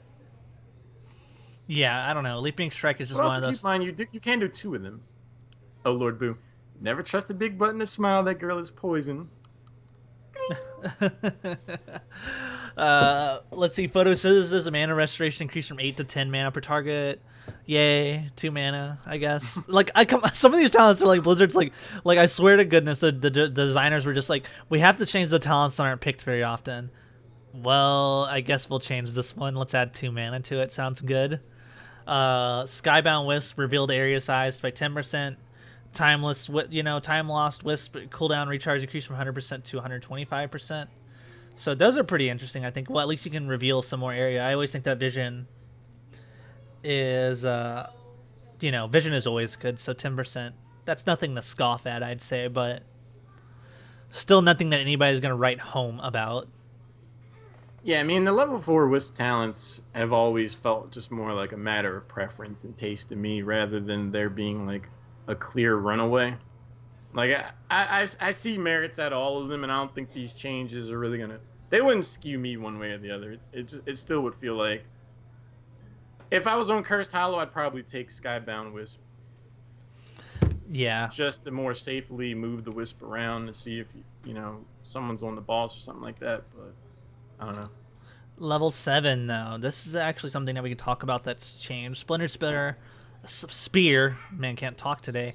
Damage to non-heroes. Number of attacks increases from 3 to 4, so you can attack 4 different targets. So that's pretty good, especially for just trying to push in and with the added value of minions and stronger. But Nature's Culling. Damage to non-heroes decreased from 200 to 150%, and that was just always taken because of how much damage it does. Now it's still going to do a ridiculous amount of damage, but 50% reduction maybe can convince some other people to take some other talents at level 7. I think it will. I think Splintered Spear will become something of a favorited talent choice. Like, Lunara for me has always come across as a team fighting oriented assassin, but Nature's Culling allowed her to do siege pressure. I think if they left Nature's Culling, if they left it at 200% with the other changes to like the minions and all this other stuff, like, she would have been off the charts in terms of what siege potential she could end up doing to somebody. So when I was reading the top half of the passion, so I was like, Nature's Culling. Like, if that stays the same, Lunara is like, she's shooting up the first pick, first ban. Yeah. Let's see. Pestering Blossom at level 13, range increase from 40 to 50%. More range is always good, so I see them trying to make more of an incentive for people to pick that. Choking Pollen, bonus damage increase from 100% to 125%. And Abolish Magic, which I think it's a really interesting ability. I don't see too many people ever pick it though, but its cooldown is reduced from 45 to 35 seconds. Yeah, I tend to go for Galloping Gait at 20. I don't know. I mean, I guess if you're going up against a heavy lockdown team, having it up more often's nice, but I'm not too sold on Abolish Magic in general because like I said a number of times before, if I can get away with not taking a talent by positioning or trying to maximize my technical ability, then I'll take something else. And hopefully Lunara is safe enough a spot to where if she does get stunned or rooted, the rest of the team is there to help her out. Yeah, for sure. Moving on now from Lunar to the huge Tracer change here that everybody's been waiting for. It actually has been something, huh? It's like a new hero now. Yeah, right. Though I will say I can't joke that it actually has been requested to be done, but the size of stuck text displays on screen has been reduced. So it's not literally like stuck pops up on the screen and you just hear a bunch of air horns go off. Yeah, exactly. No, they're reducing that, so the game is literally playable again. All you people can return. You can return. You can return to the game. Tracer has been nerfed. Oh, that's cracking me. I don't know. You're just imagining it, like Tracer holding like a Mountain Dew instead of like a blaster, and I can now return it to the game. Yeah, I mean that's just a quality of life thing. I get it. Like for people that don't play like with the camera follow on, and you're in the top half of the map, and she just shows up out of nowhere from above you, and you just see stuck, and you have no idea what's going on because you just see stuck, and your character's behind it. That's not a good time. So now next we move on to everybody's favorite hero, the 1v1 King Abathur himself. So, they had some quality of life changes for the symbiote. It will now be paused if the ally target enters a stasis effect or if Tracer uses a recall ability. Symbiotes can still be canceled in these situations, but no symbiote abilities can be used. So, apparently there was some interactions there that Blizzard wasn't a fan of, or that people were not happy with the way they were working, so they ended up changing that. So, just a small quality of life thing. And once again, the theme, like Blizzard was saying, they're just trying to change talents that people don't pick. So, regenerative microbes, heal change from over 4 seconds instead of the full duration of Carapace. Heal amount changed from 31 to 68 health per second. I actually don't know enough about Abathur to really understand the nuances of pretty much any of these talents. Things that I was really looking out for were the slow change at 7, and they did reduce that by half a second. Thank you, Blizzard. Thank you, Blizzard, for that. Because that slow talent at 7 is a pain to deal with, especially on like Cursed Hollow. So appreciate that. I don't know if any of this with Abathur's jumping out to me is like, oh wow, like I'm gonna start seeing Abathur a lot more now. You know what I mean? Like, yeah, the level 4 talent, the one that I will see right here that'd be a little bit different, is Sustain Carapace, which now increases the Carapace shield amount by 40% of increases instead of increasing the duration by 50%. So that's a 40% increase in shield. You put that on like an Illidan or a Sonya, that's gonna be good. Or a Great Main with Marked for the Kill and the Duelist talent and Eager Wolf, and I'm going back there. Yeah. I'm just saying, that builds a thing. You're always trying to find a way to get Butcher in there somehow. Oh yeah, Butchie. Butcher loves that too. Yeah, I really wish he was in the meta. I love playing Butcher, but going back level 13, Assault Strain increased explosion damage from 68 to 102. Spatial efficiency lowers the cooldown of stab from 3 to 2.5 seconds in addition to its current functionality, so trying to buff some of those full-on hat builds. But, I mean, if you're picking Abathur, unless you're like playing, like for fun and you just want to make like your Illidan or Sonya or God, you got to take those like push talents, along with some of those mind talents as well, because the pushing, the death by 1,000 cuts Abathur is the only way that we ever see Abathur played in the professional scene. So, I mean, they're gonna have to change these talents so much, or Abathur will become like overpowered before anybody thinks about taking him in any other sort of way, I think. Yeah, I mean, I think we'll see Abathur either rise or fall in his pick priority or, consistency based on how the whole split push to the meta kind of thing shows up. I again, I don't know enough about Abathur to really have too in depth an opinion about pretty much any of these talent changes. You just kind of look I'm at just being Abathur and you honest, hope man. he's good. I wanted to start this show so I could learn, just as much as anyone else. I do not have a complete understanding of every hero in the game, and I've never been shy about admitting that. But Yeah, Abathur's one of those heroes that it's really hard. Like, you have to really play a lot of him to really get the impact that Abathur's doing in game, because just the difference between a really good Abathur, like people would argue whenever like when Fan would play Abathur or whatever, like it was the best Abathur in the world, but it would just be the very little things that would happen that nobody could, that unless you played Abathur a lot, nobody could see. Which is why you look at two Abathur players and it's to just a regular person, it might be hard to tell, like, oh, is he playing Abathur efficiently? While we are just looking and saying, oh god, he laid down mines. Forget those stupid mines. yeah, I freaking hate mean, it.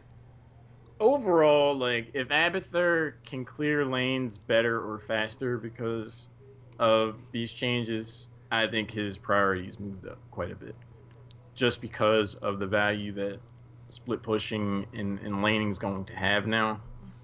Which you But bring up a pretty good point of if maybe we have seen, it used to be Abathur was picked up or banned like a ton of times, but then more and more heroes started coming out, and then he started becoming less of a pick.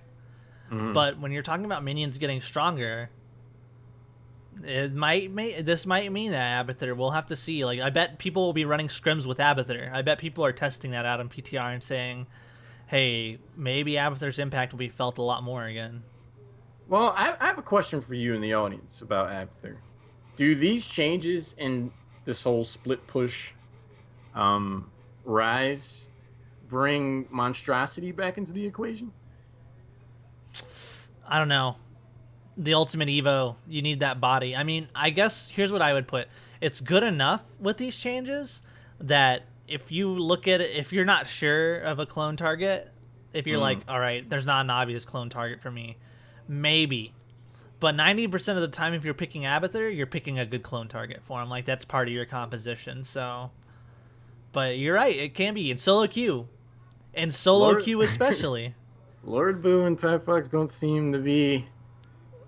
They don't seem to think that's going to change. I don't know. I just mean conceptually, Abathur the Abathur the player doesn't always have to be having the monstrosity.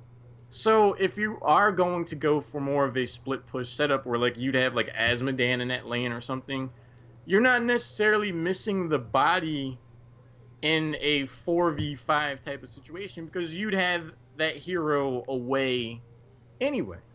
But God. having the monstrosity down there on their own with the minions doing more damage, you can put the hat on someone that's actually in the team fight, and then there's talents like Sustain Carapace that's adding more shield.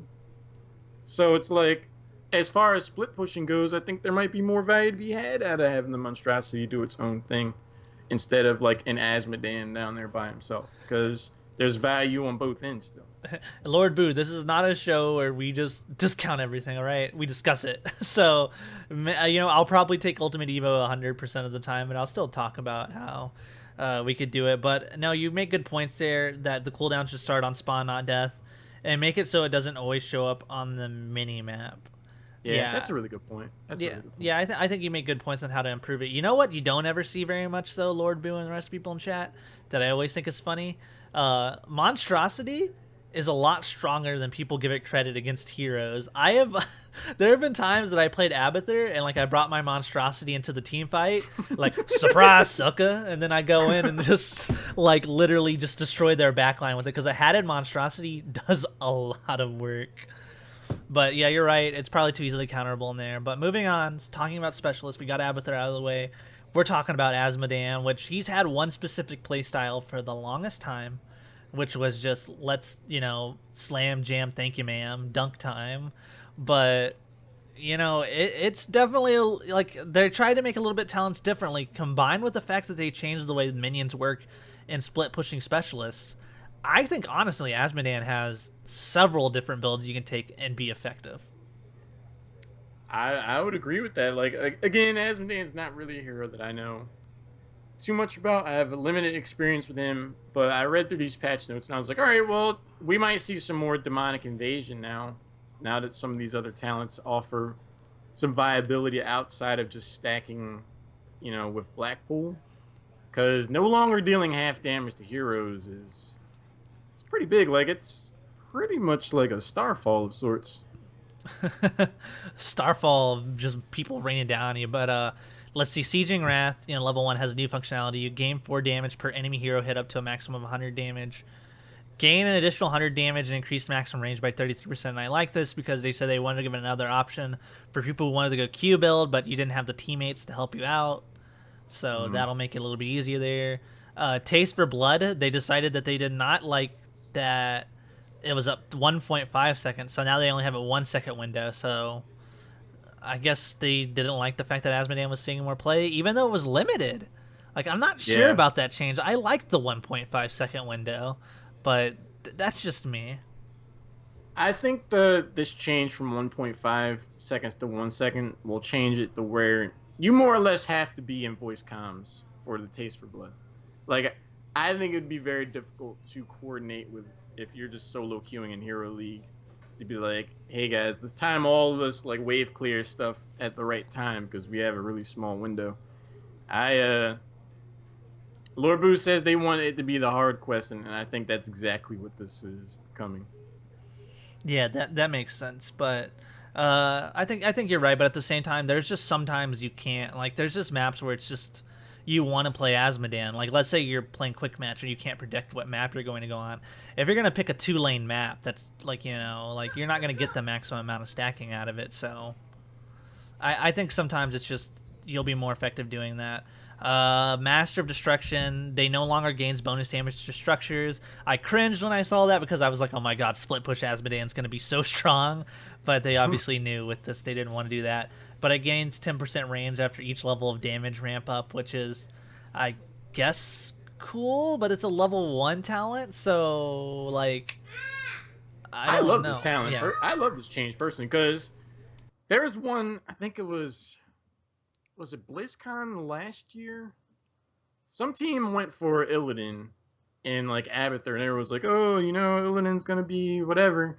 But the other team took this talent, and every time Illidan got into a fight, he was just getting lasered like the entire time to where he just had to leave.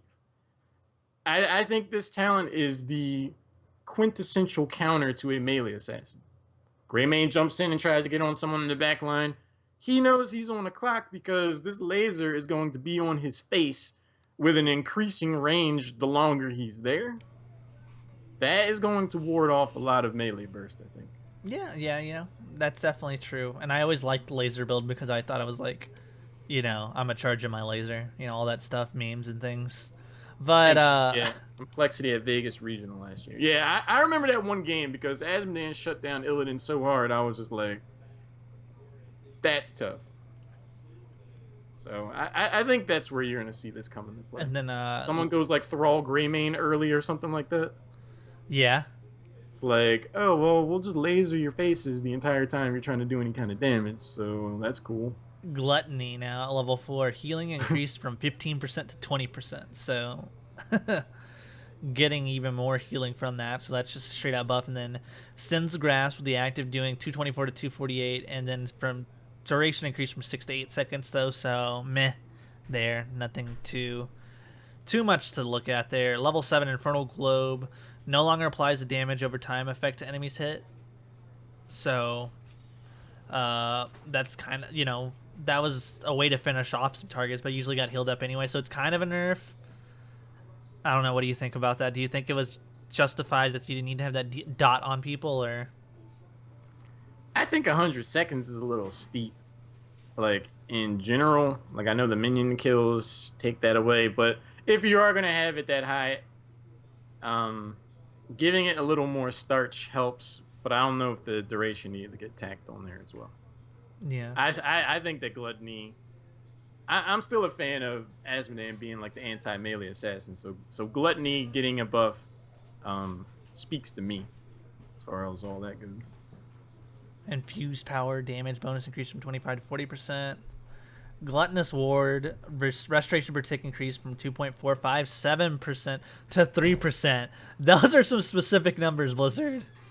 Those are some specific numbers. 7. Wow. Like they got down and dirty with that math there. I don't know who was in charge of that patch note, but they said, like, somebody's like, "Oh, can we just say like 2%?" And they're like, "No. What about 2.5? Absolutely not. You will take that to 3 digits, my friend." Yeah, Egbert says, "I'll tell you, I'm not feeling that burn reduction y'all are about to get to," and I get it with the new Sieging Wrath talent, but that's an interesting change, with the assumption that someone's going to take that level 1 talent. Like, those two together, like this new Sieging Wrath with the added dot afterwards and the increased speed, that could get tough. But I don't know. I'm on the fence about it. March of Sin, which is a level 13 talent, was moved to level 7. So you'll be able to get that a lot earlier, though if you want to take it, you're going to have to compete with some, with Infernal Globe. So, maybe with the change to Infernal Globe, more people will be taking that at level 7. And that'll open up the other talents at level 13, that tier. So that was an interesting change by Blizzard to just take that. But, and then finally, Blood for Blood, talent renamed to Sin for Sin. Real original. Sin for Sin works identically to Blood for Blood, but can be cast while channeling All Shall Burn. I'm telling you, all these changes to me just say they want Asmodan to counter melee assassins.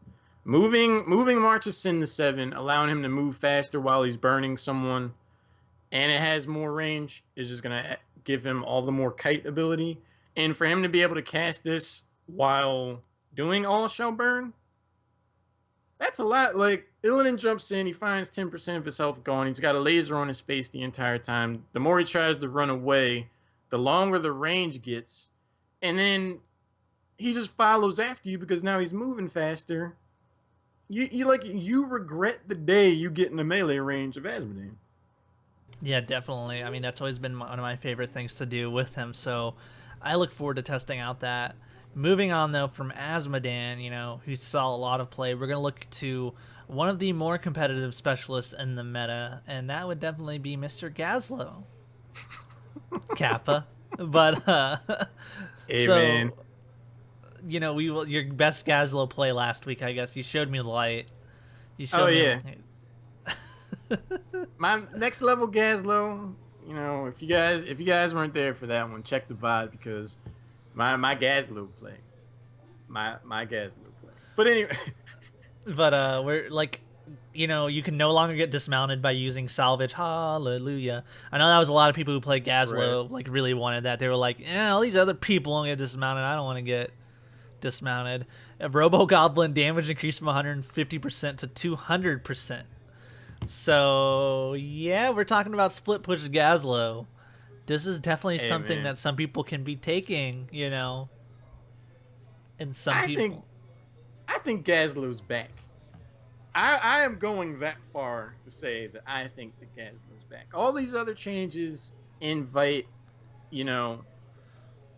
split pushing in general. Gazlowe excels at that. Having him do more siege damage with Robo Goblin is only going to exacerbate that. But now that Robo Goblin has the ability to focus all the turrets onto a specific target, he's still going to have some kind of team fighting value because it's going to be something like the Asmodan laser. Like, you put turrets down on Sky Temple, even if you don't get them set up like right away, being able to focus them on one specific target and you know where your damage is reliably going, those turrets do damage, like catching up to you. So, and then on the siege side of it, focusing on one tower at a time with 3 turrets, and you're doing 50% more damage because of Robo Goblin, like, you're gonna melt structures. Yeah, I man. think he's back, man. I like how you say you think he's back. Was there ever a time that Gazlo was here? That's fair. That's fair. Gazlo has returned from the if someone flaming picks garbage up can. Gazlo in like a competitive match, I don't think they're gonna be immediately laughed out of the room because I thought the Robo Goblin change a while ago was huge in and of itself, but giving him 50% more damage on top of all these other split push, enabling changes, you can't leave him to your own devices. But then, like, let's say he sets up turrets on like the keep wall. He's got 3 turrets now. Like 2 people rotate down to try to deal with him. He can localize those turrets onto one person, and that's a lot of damage onto somebody. Like, when he's set up, he's a nightmare to deal with Robo Goblin. So I don't know. I think he's back, or he's here. The jury is out, boys. Go ahead and vote if Gazlo's going to be literally the next tier 1 hero or not. We will see. Next, moving on though to an actual specialist who is in the meta very much so, Sylvanas. But basically, this is just quality of life change. A 0.5 second cooldown time has been added to prevent accidental casting of the second haunting wave, which I totally understand that, and I actually hope they implement that for more heroes because I'm a quick cast guy. I always play everything quick cast.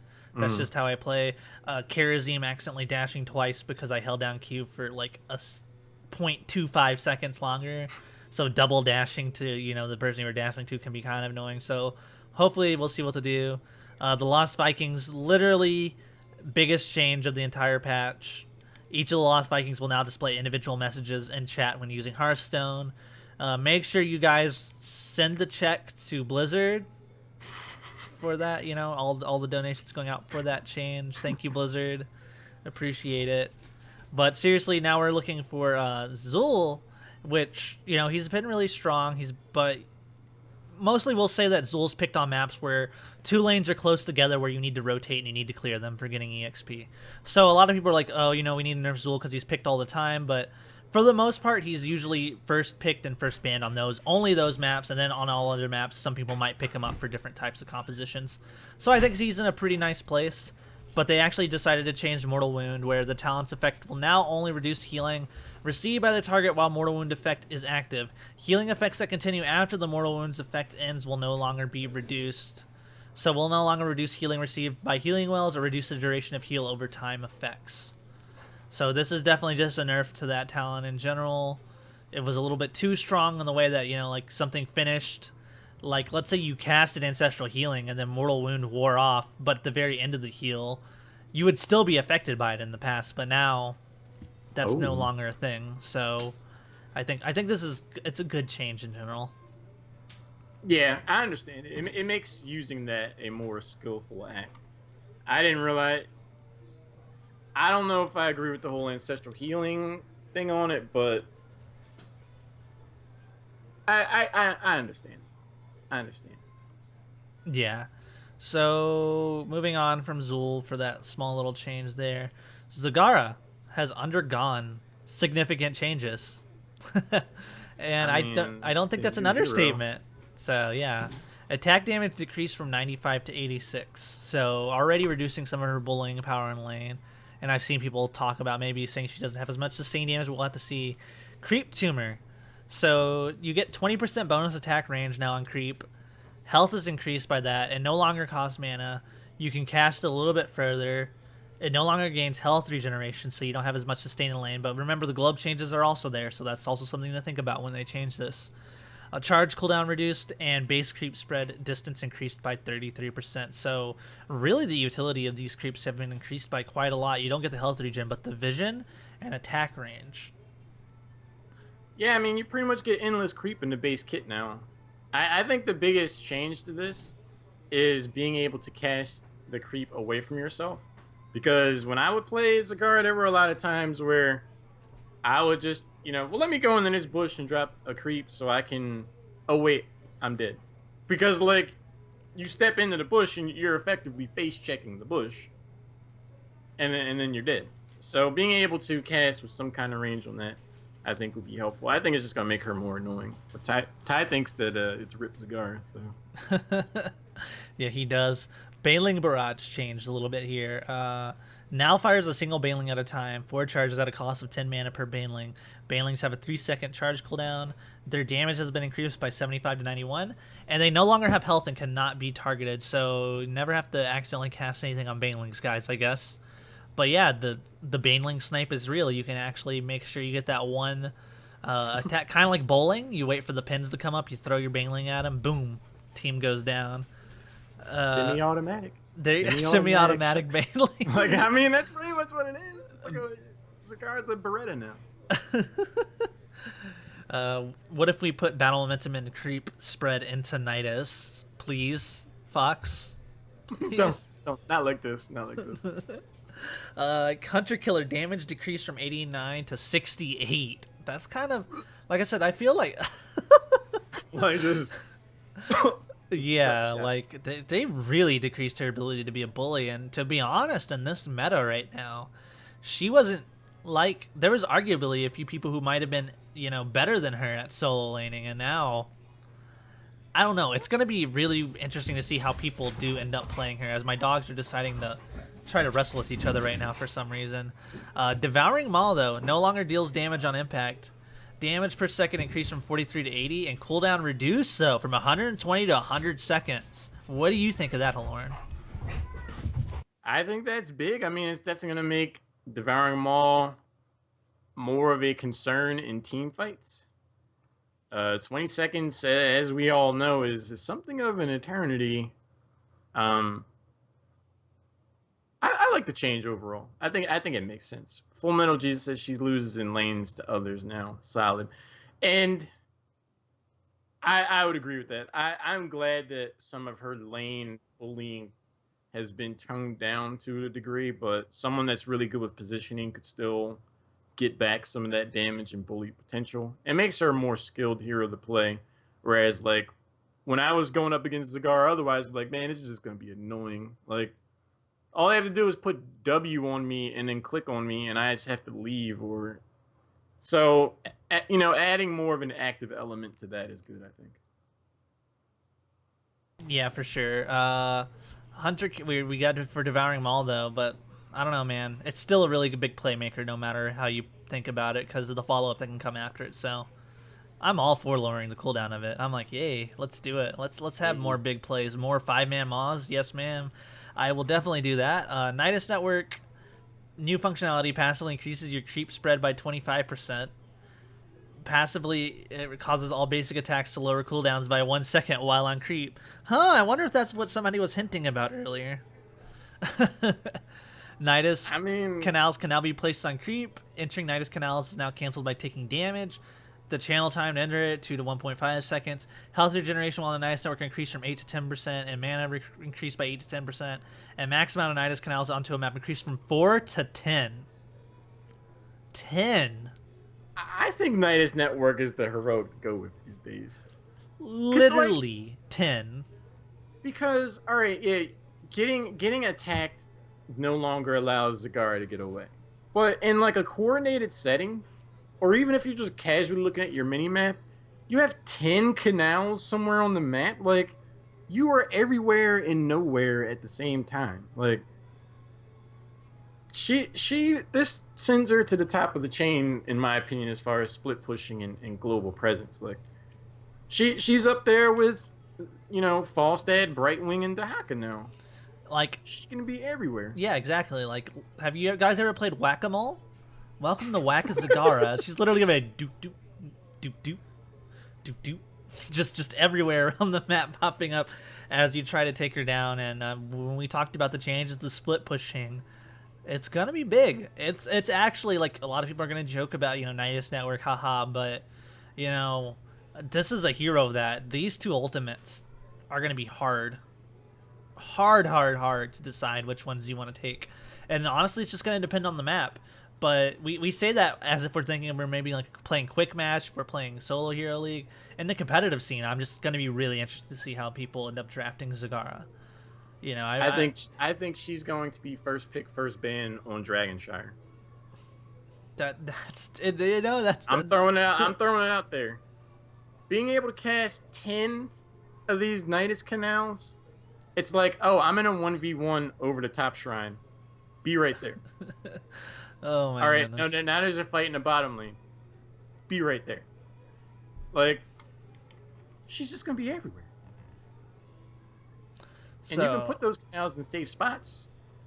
So now looking at some of these talents, which there's a lot of things to look at because they've all been moved around or changed quite a bit. So we'll definitely probably end up having to do like our own show about Zagara and how, what talents we will end up taking when that does happen, because man, it's just a lot of changes. So we'll just go over a lot of them and how we think some of them are good or bad. Centrifugal hooks no longer there. Don't worry about it. I think we should just go straight. This is its own discussion in and of itself. Yeah. Because we're at an hour and 40 minutes right now. This is the longest episode. I do not see us talking about Chin like I had hoped. Yeah. But I think we should save this for kind of like what Lord Boot said earlier, where it's like wait until this hits live and we've had some time. Yeah. Because she feels like a new hero. Yeah. She feels like a new hero. We'll put this on the back burner, guys. We're not completely ignoring Zagara. I love Zagara, but yeah, it's just too much to talk about. So we'll just go and see, some small changes here. We'll go through this, and we'll hopefully, I don't know if you're casting anything, Halorn, or not, but hopefully we'll have time for games. Oh yeah, I can still do. I'm not doing anything after. Okay, so Brightwing support changes coming in here. Soothing Mist, heal amount increased, blink heal, range reduced by approximately 15%. Kind of reducing some amount of the plays that Brightwing can be made, which that's what I love about watching really good Brightwing players, is that they're able to really do like a lot of juking and a lot of like outplays. So I'm just gonna say it before I even talk about anything. So I'm not a fan of these Brightwing changes at all. Hyper shift. Yeah, I think we can talk about them in a broader sense. I actually like them overall. Because, I mean, if you look at the numbers, the healing amounts increase from 96 to 120 at level 1. So that only is going to, increase with the percentage. And that's more, in most cases, it's going to be more healing done than the shield would have gotten back in the day. Like 148 shield reduction. Like, as long as you're around 2 people, you should overall get higher numbers out of that. Especially considering how often phase shield should be up.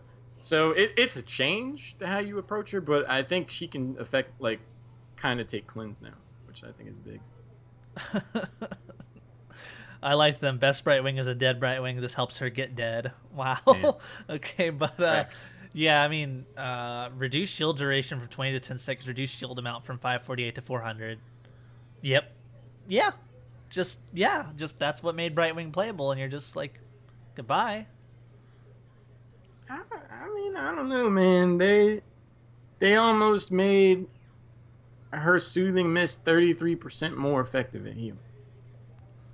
I mean, I think that Brightwing, because like we've talked about the other things, like if Brightwing, let's say if Brightwing didn't have the ability to teleport, using phase shift, like it was just a regular support, this kit would be like, oh my goodness, this is not a very good kit anymore. But the fact that she's able to soak those lanes and to be that global presence, even with these changes, she won't be as effective in my opinion, but she will still be picked because she's just real. Like global heroes, if you make a global hero, Blizzard, you have to do a lot of bad things to that hero to make it where people will not pick them.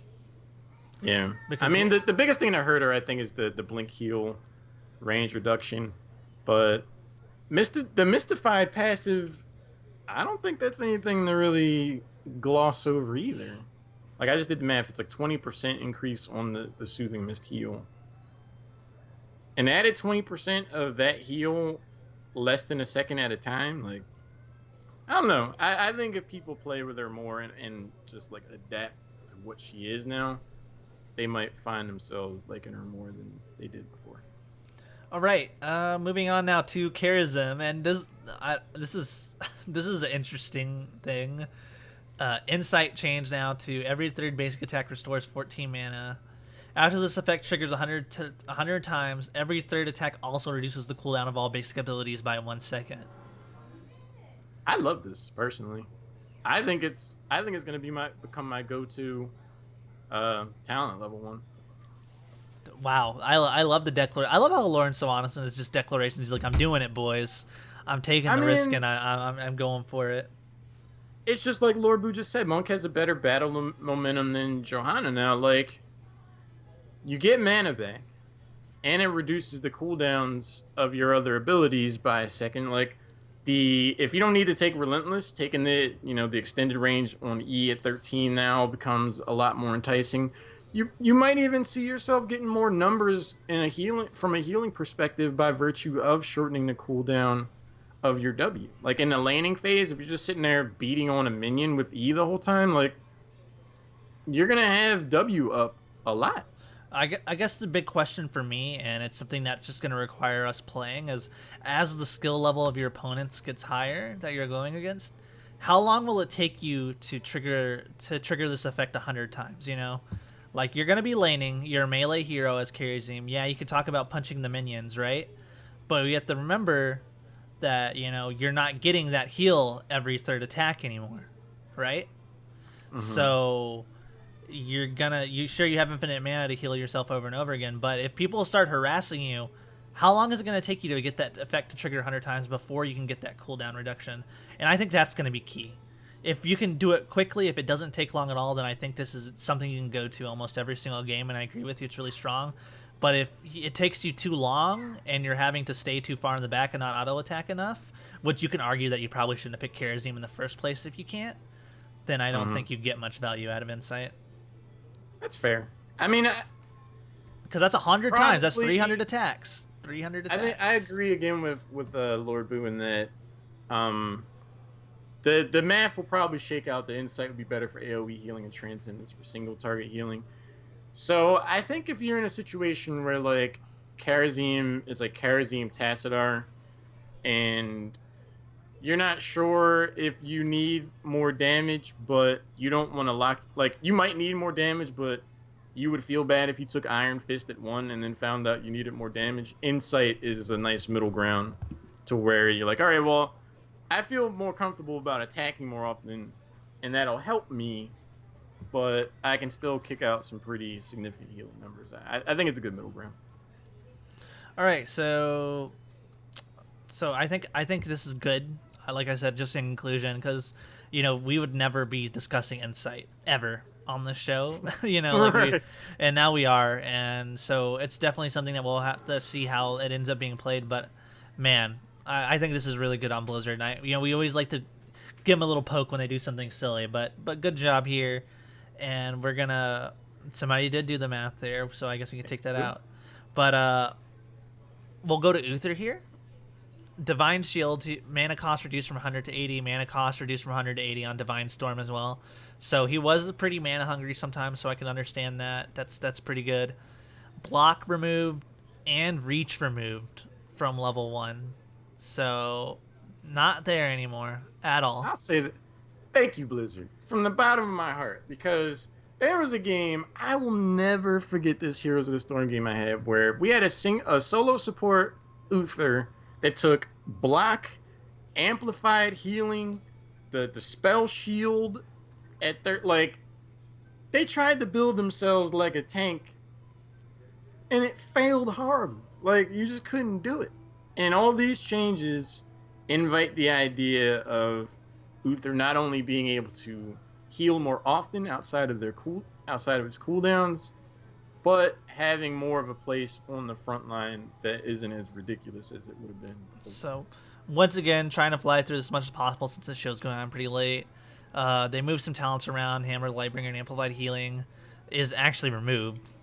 But now he has a new talent, that Beacon of Light. Uther heals himself for 30% of all healing done to allied heroes. So That's huge. that is huge, and I think it's really interesting in a place where you can't, I mean, you could obviously use on like, like they've taken away a lot of powers of support to support themselves, but now they're using this ability, so I think that's helpful.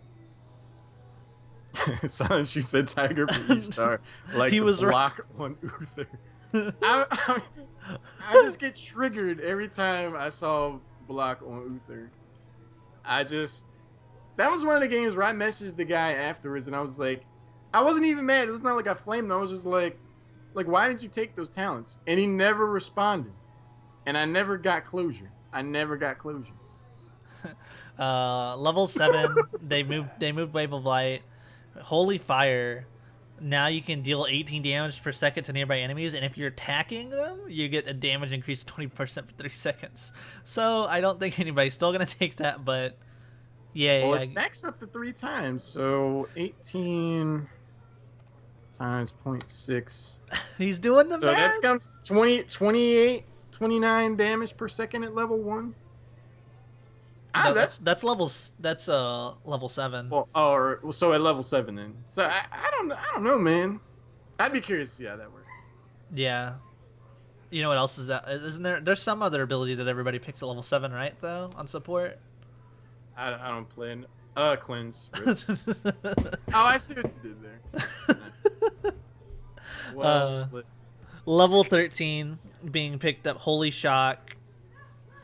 New functionality. After hitting an enemy, the next Holy Light heals for an additional 50%. So that's interesting. Blessed Champion.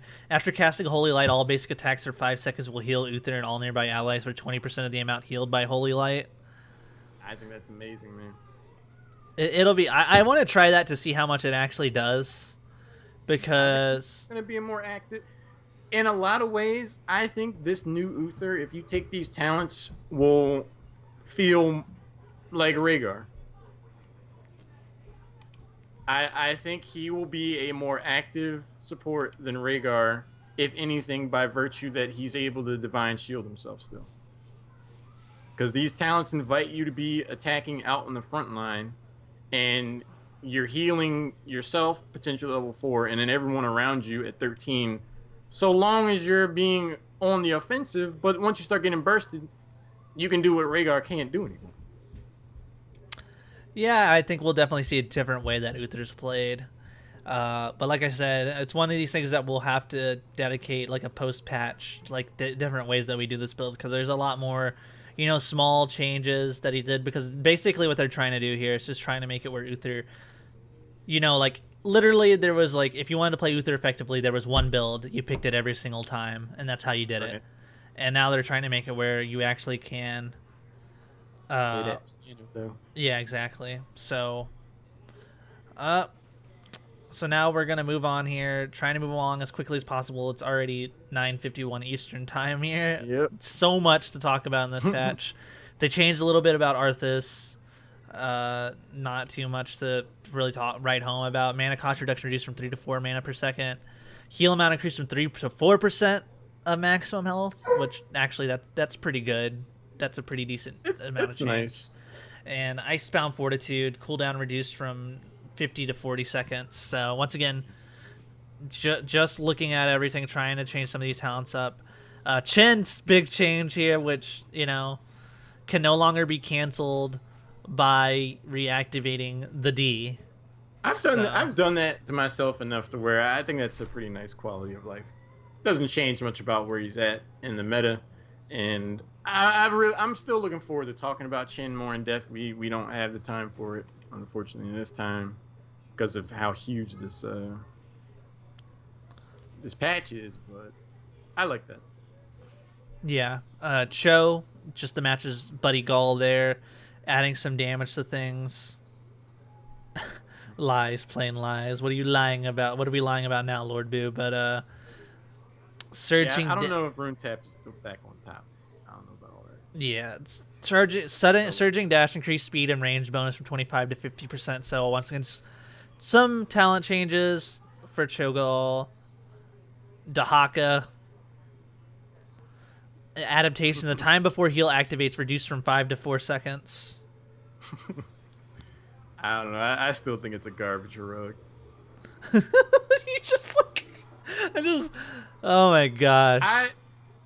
What I think they should do with adaptation is allow it. You activate it once. You hold on to it for as long as you want, but there's a maximum amount of health that you can get out of it.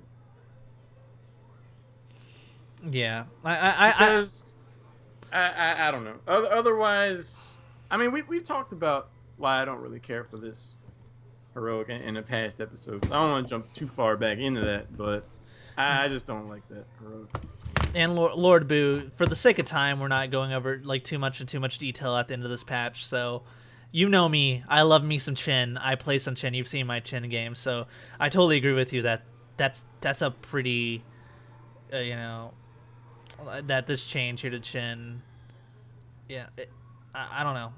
It's definitely something to discuss a little bit more than we have, but for right now, we're gonna have to do it. So anything else that catches your eye as to Haka that you want to talk about? Enduring Swarm updating spell resistance from 25 to 50%. That's big. I mean, if you take Symbiosis at 7 to pretty much always have W up, people took Anub'arak a lot because of what Dampen Magic did against the likes of Li Ming, and I would submit to you that this Enduring Swarm with Symbiosis is even better than that. So I think that's definitely going to open up some discussion. The other talents, while I get it, like they're nice, I guess. It doesn't really seem to be. Apex Predators change. Yeah, Apex Predators the only other thing, but I mean, even 15 seconds is still really nice for that. So all right, Leoric. Leoric has been changed in the past. There, we talked about it, and he's actually more effective than I thought he would be. He did make a little bit of a splash there, at least in terms of win rate, but that could have just been because people actually started playing him again. But, so they changed a little bit. This mana thirst removes the cap and mana earned from target's hit. Lingering Apparition increases Wraith Walk duration from 60 to 80%, which, Jesus Christ, that's a long Wraith Walk. You're just out there, man. Drain moments. I mean, yeah. I guess you lock the W on someone, and then you just, you take the Hardened Bones at 4, and you're just kind of like a turret at that point. Like you're just there. I don't know. It could be interesting. Buried Alive, though, increased damage from 34 to 45. New meta, boys. God, that ultimate is so awful. Change it. Do something. 9 more damage at level 20. Soft Rex. Like I don't know. Good. Like Lord Boo says, oh, good. They increased the damage on Buried Alive. Yeah, that's. Now we move on. Murden. Murden, yeah. Like, we can talk about all these other things here, but, his trait, at 1.5 to 2%, critical health effect increased from 3 to 4%, so that's good and all, but no longer grants unstoppable while leaping. It does gain resistant now. Its cooldown is reduced as well, and its mana cost is reduced, so you can hop around a lot more often. But this is the big thing. A lot of people are saying that this is going to nerf him to the ground because part of being a really good Murden player is being up front, taking all that damage. When you get really low, hopping out. But the fact is that now people can save CC for you and get rid of you. Do you think this puts Murden on the garbage can, or do you think he still sticks around? At the competitive level, I do think he's going to see a lot less play. Where lockdown and coordination are so critical. Having your frontline be able to reliably cleanse themselves effectively by properly timing avoidance of stuns takes a lot of the cleanse priority and flexibility. It made it that much easier for the main support. But now, if the support has to worry about Murden here, I think there are other options at this spot in a composition. At the more Hero League casual level, I think this is going to actually embolden Murden because of the 25% reduced damage and the cooldown reduction, especially with a battle momentum at level 7. But he's either going to have to be played like a coward, where he's always running away to get the most out of these other changes, or he's going to be played like a YOLO bruiser to stay on the offensive and try to get the most out of the damage reduction. Yeah, I think so too. Uh, Kelly Fortuna. I think just people are gonna need to play him a little bit more carefully. It's just you're gonna have to change the play style because now you'll just have to pay attention to cooldowns a little bit more and knowing exactly when it's going to happen. You still have that same awareness that those pro players had, but you just know that you don't have the unstoppable there to bail you out when some of those abilities are cast on you. So, with the way that tanks are playing out and the way that the changes are in this patch, we still have a very few frontliners that are actually picked, frequently. And you just have to ask yourself the question, will anybody be able to bump Murden out of that spot? I know a lot of talk was Johanna, maybe Anubarak, but Anubarak was changed as well. It seems like Blizzard, to be honest, lately, after they had that double/triple warrior meta, where like it was super, super common, like you still see it occasionally, they're worried about making a bunch of warriors too strong. Well, I mean, we talked before about, we had a debate whether Anubarak had replaced Murden, and I have felt Anubarak replaced him back then, and this doesn't help Murden out at all in that conversation by any stretch, because now Anubarak can burrow and try to avoid CC. Murden doesn't have that option anymore, so I don't know. Okay, so like next up here is Sonya, which there's once again just a ton of changes that we could talk about, but basically for the most part, it's just a bunch of talents that have been changed just to see if anybody can, take some different talents besides the basic talents. If you guys see anything on here that you really want to discuss, and you're like, we have to talk about it for a little bit, we'll let it know. But once again, like I said, it's 9:59. I'm just kind of looking at some things here. I see a level 20 area creator. Now you can reduce the cooldown of leap by 20 seconds in addition to its current functionality. And so if you're going to take leap, having it up more often. Yeah, definitely. I think overall this just gives her more damage and sustain options at different levels, like 7 and 13 particularly. Poison Spear getting more damage. Mystical Spear losing a second is kind of a big deal, but Life Funnel getting doubled in what it does is also big. So I think this gives her more flexibility. Yeah, we're seeing that some Cali Fortuna says that Whirlwind is better now, which is cool, I guess. So, yeah, exactly. I guess if you want to go for a Whirlwind focused kind of thing, yay. But going on, Stitches. I like Stitches. I really am. I'm a huge Stitches fan. He was my most played hero for the longest time until they kind of, for a while, he was completely unplayable. But now being brought back, they changed his Vial Gas now. He emits a gas cloud that poisons nearby enemies for 3 seconds. It doesn't leave it on the ground, which I think is really cool. I think it fits a lot better with the way the game works. And his cooldown is reduced to 4 to 3 seconds. And Hook, you can now use Helping Hand. I don't like Default. that, man. If anything, because people are just gonna troll the hell out of other people with that. I mean, it's interesting, but I don't know. I like it. I actually hate it and love it too because it's just like the Kerrigan thing. Stitches. I love it when Blizzard makes skill cap things. Like we increased the skill cap of this hero by doing this. So in competitive play, we're gonna see more wow moments and more awesome play with Stitches. But my goodness, in lower level play, Helping Hand is going to do so much damage to somebody sometime. I mean, just people won't understand when to use it, and sometimes, like, oh, I'm saving you, when in reality you were saving yourself, and it's just, yeah. I'm worried it's going to end up doing more harm than good, whether the Stitches player has good intentions or not. But I think that in the competitive play, it's going to be amazing to watch. Oh, like if someone pulls off some crazy, some kind of crazy Helping Hand save that would have for sure been someone's death otherwise, like, it's cool. But in Hero League, I don't know. We'll see. Yep, so, yeah, I love it. I think with, I was gonna start talking about Tyrael. Okay. I think this is another. I think we need to shelve this conversation also because I have a lot of thoughts about this, but we're literally are at 2 hours and 2 minutes now. So I think we should save Zagara and Tyrael for next week, after we've had some time to kind of digest these changes. For Because sure. I think this is going to be a really huge change for Tyrael overall. I think there's a lot of implications to where he could be. We were just talking about warriors that could move up in the meta here with some of these changes. Yeah. And Tenuto, I want to talk about him too, but we are literally at 2 hours. Like this is by far our longest episode. Even with the viewer game last week, this is longer, and we haven't even done the viewer game yet. So I'd rather try to have more quality over quantity. That's always been a goal of mine with the show, is like, outside of these 3.0.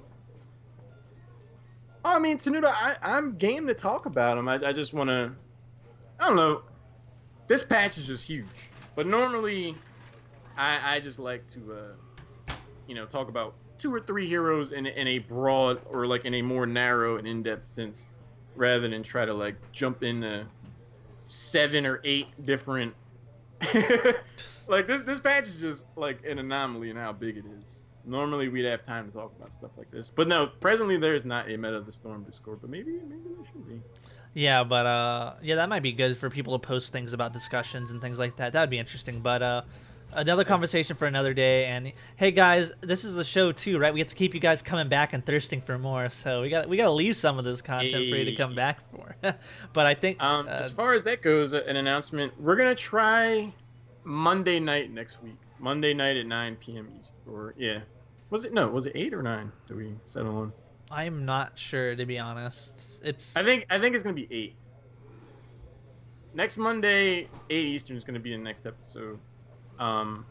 Again, it's on me. I didn't realize there were so many other podcasts going on Thursday night when I proposed the change from Tuesday to Thursday. So I think we're gonna try Monday next week. See how that goes. Yeah, just keep on the Twitter just to make sure, because the Twitter's at Meta of the Storm. But yeah, I'll definitely send out reminders and stuff like that. And I want to trust me, man. I am not trying to cut off discussion by any stretch of the imagination. I just, I just want to make sure that I know at the 2 hour mark. If I don't know. That's a long episode, man. All right, so are we moving on here? What are we doing? If there are enough people that have the PTR, I would like to do a custom game. I don't know if we have I don't know if we'd be able to do that. See you, Kalius. Thanks for stopping by. Appreciate it. Yeah, so we've been here for 2 hours and 6 minutes now, so that's a lot to digest. Well, I mean, this patch is a lot to digest. I am on the PTR right now, so if you guys are gonna do it, we can like / join meta again, like we did last week. And I'm not sure if I want to play Uther or Greymane in this. and just call it meta, right? Yeah. Is it capital M or no? Just lowercase.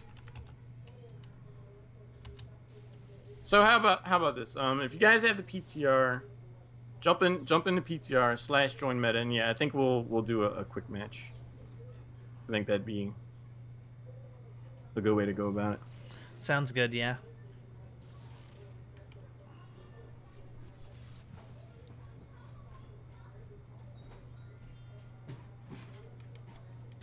When you joined, you were like, you're T:31650442.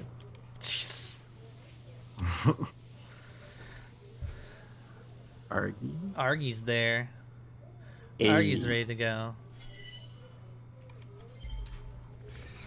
Yeah, not many people have the PTR. I don't think. Like, this was my first. Like, I had never had the PTR before today. Call it Bulbasaur.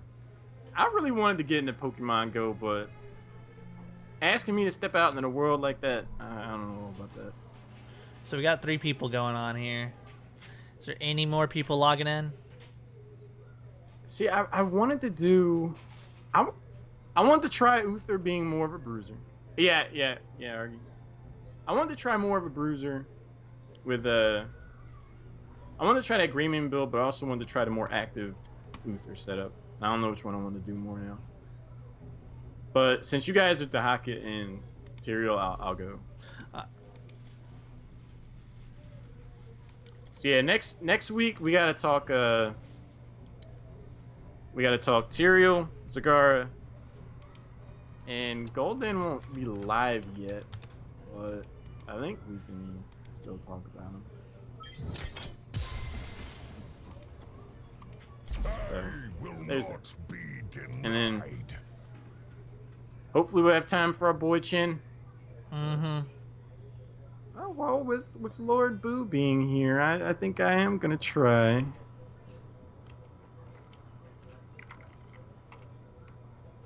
Oh, and you went Gul'Dan over. How rude. And then Shu will be the last person, I guess. He said he's turning his computer on. So once he jumps in here. Oh, Lord Boo with the troll. Alright, I'll go back to Uther.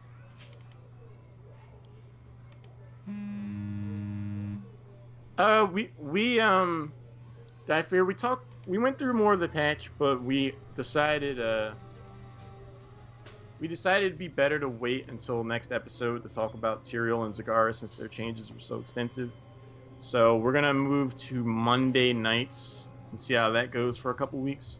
So Monday at 8 Eastern will be the next Head of the Storm episode. But we got our full team now. All right, then let's do this. All right, so let me, Ready up. The Lost count. Vikings, apparently. Shu doing it.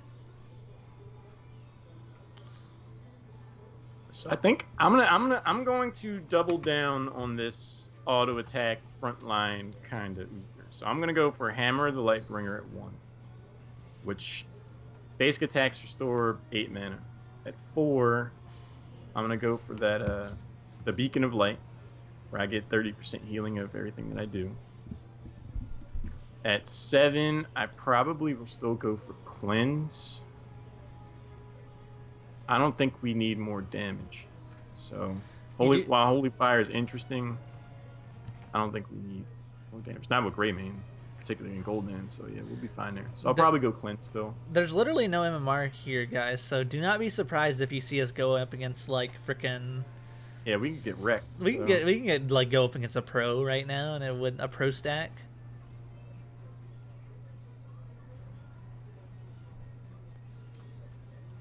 Boo is making up his mind how he wants to troll.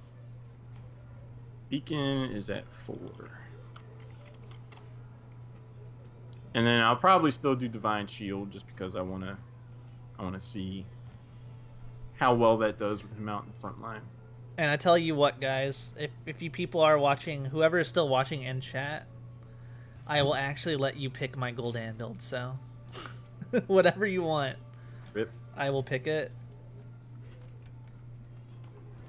Mainly because this is actually my first Gul'Dan game, so it'll be interesting to play him. At 13, going for Blessed Champion. Basic attacks heal you and your nearby allies for 20% of the healed amount. Lasts for 5 seconds after Holy Light, so that'd be neat. Then at 16, pick the second talent. There, God, Lord, no. What? You'll end up with like one of the most jacked up builds. Let's see. I'm gonna see. Let's see. That would be. Glyph of Life Drain increases the range of Life Drain. Life Tap restores more mana. Drain Life deals more damage to weakened enemies. Rain of Destruction. Oh God, this is already a terrible build. Damn. Harvest Life deals 50% more health when used on heroes. You did say no matter what. Yeah, Corruption deals an additional 78 damage on impact if the enemy is hit by all 3 strikes. The third strike deals 233 damage. And then Rain of Destruction slows enemy movement. Oh God. Alright, well, okay, well, I guess we're doing it. Yeah, you guys are fun. Okay, you'll let me take Horrify. Thank you. Thank you so much. Are you taking Entomb or no? Because if you're taking Entomb, I'm just gonna make sure to Horrify before you Entomb. Synergy.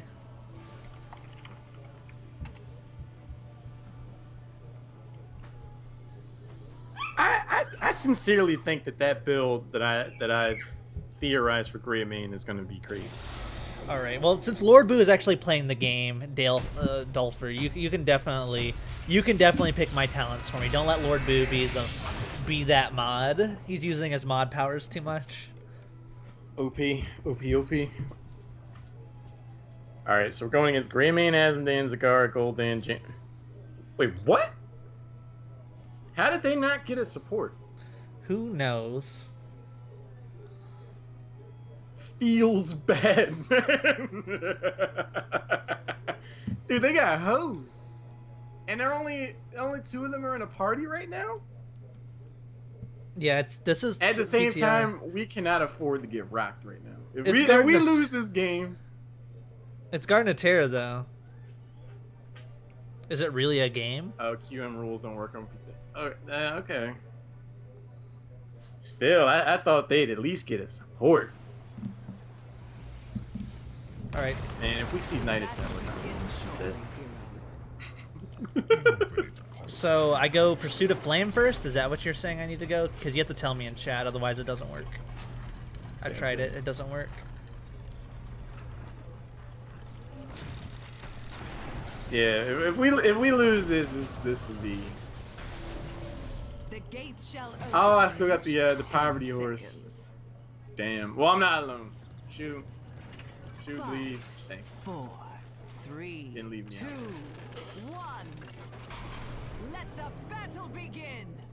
This is going for like a new friggin' hero for me. All right, how to play this hero? Let's figure it out, guys. Jaina's in the top lane.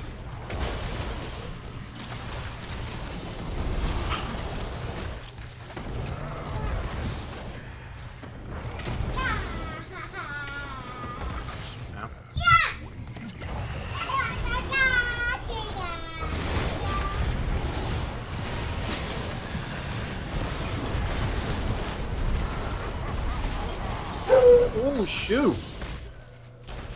Eat that. Alright, Q's back up.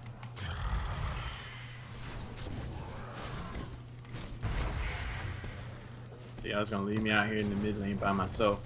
And the trench is taking grenades. I'm sorry. Heroes, night will fall in just a few moments. I hope you're ready.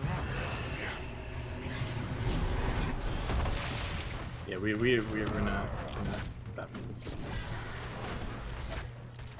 But Greymane and Asmon are pretty much healed up from the like those reaching globes.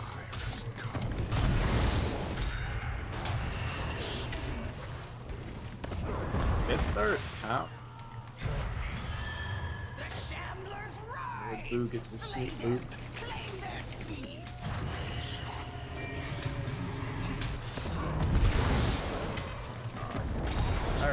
All right. Starting to get the hang of them. Yeah, it's a little. It's a little. Let's try to get Zagar. Let's try to get Zagar. Oh shit. Oh gosh, there's a lot of people here. Easy.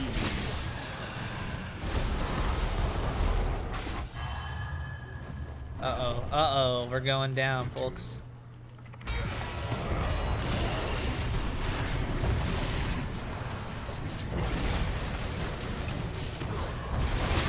Snoop, get him! Oh. Hey.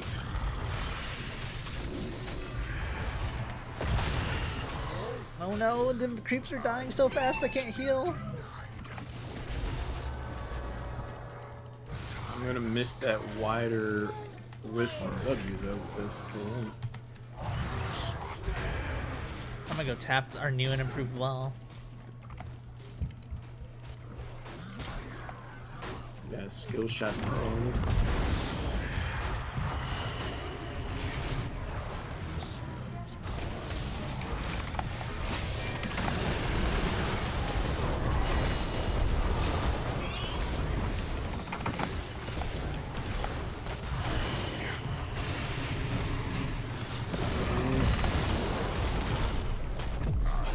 gosh. I I'm so don't dead have here. enough mana for this, boo.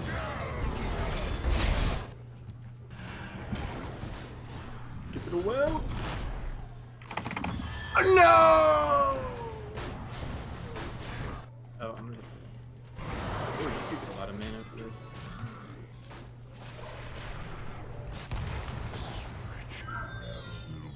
Yeah, we need to get this out.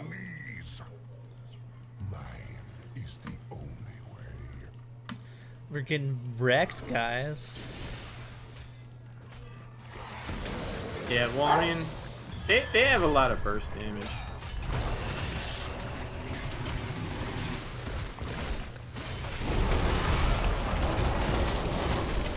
We gotta kill this. Damn. Slaughter them all.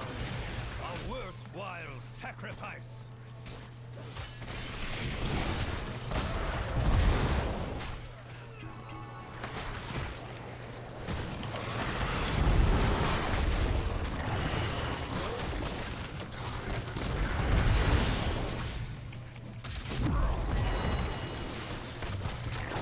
Dude, whoa.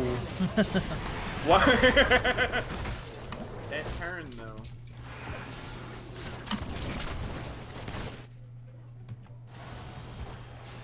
We're definitely feeling those regen globe changes.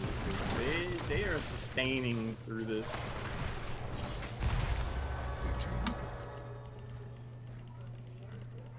I don't think we need. Your defenses fall apart. We have stuns. So, damn, we lost the fort. Yep. See, damn. You feel those changes to And with it, I don't range know. of changes. I don't know. The game just decided to give us the least fun map to play. It was just like, oh, what's that? You want to play the game? Sorry, you can't actually do that. hate to say it, but your enemy All right, double kill. getting kills, I guess, but they have a tear. And don't forget, they did change something that we didn't really go over in the patch notes. Is that they did change this to where the plant makes you where you deal even more damage to structures. Does it? Yeah, because they're trying to make it where this map doesn't take literally 4 years to play. Luckily, they don't know how to use the plan at all because they just ran from it.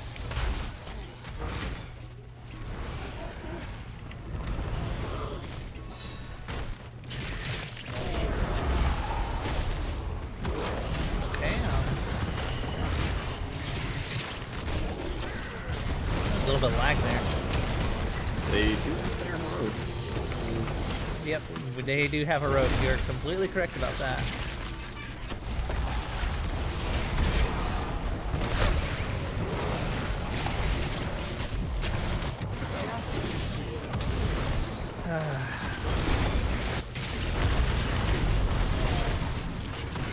I think we're feeling not having any stuns to initiate. Rip. Well done. Your enemy's terrible. Not on my watch, Argy! Not on my watch!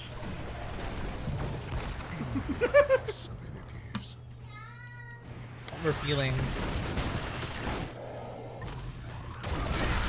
the ether support.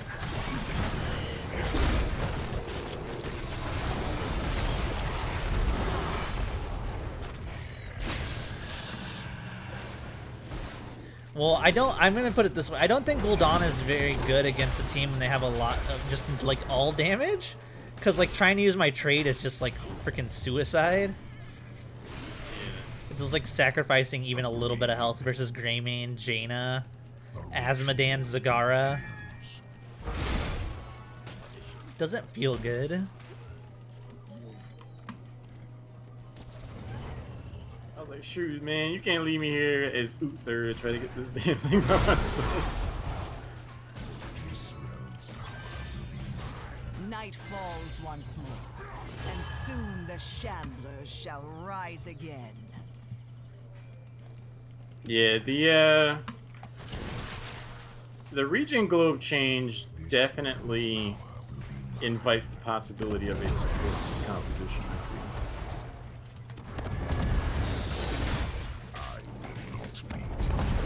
I mean, they just have some like innate counters to our lineup anyway. Oh god.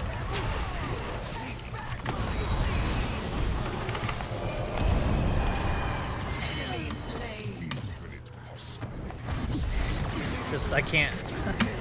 These orbs, man, they rain in. It's Yeah. just like-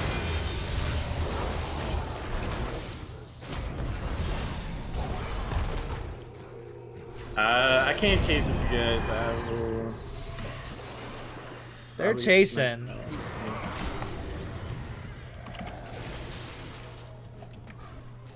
Enemy has annihilated a fort. Three forts. Those minions, buddy. Yeah, this feels like a different game, man.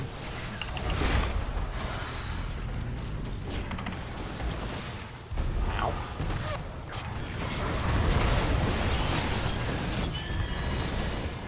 Yeah.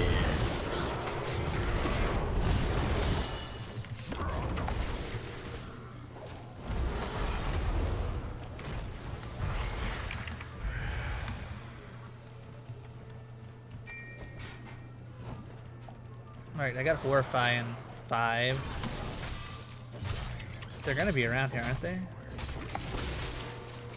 I would. There's the Gara.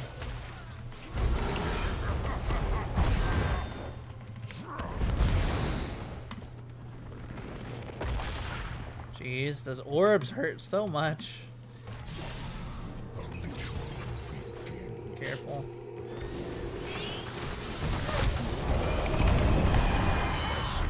Stun on your face.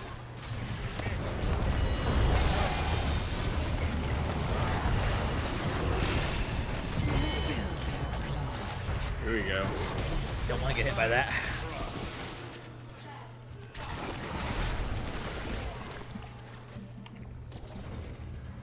No idea what I'm supposed to take this tier. Watch Okay. champion. Baba Booey. It is meta this though, man. It's just the What'd he say? he said this is a meta that's going to 40. We're just playing a viewer game. Gotta clear these minions. They hurt. Yeah, but let's do with these orbs, man. You have enough seeds. The terror grows. Where's your mana at then?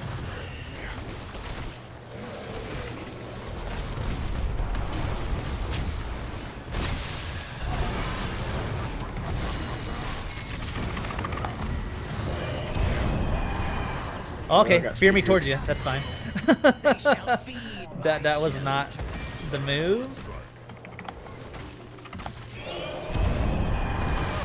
She's running towards you guys. Get her. Wow. slaughter them all. Your terror lives. Go! Harvest your Hey, that pyramid. Oh gosh, this orbs, please. They hurt so much. Y'all keep moving out of my W's. Freaking ass, She's man. coming. I got These her. things aren't. This is getting beat on by minions. Lord Boo, you might find your snoot boot. I am nowhere near. You better hope an orb doesn't rain in on him. One can only hope. I'm actually just gonna act.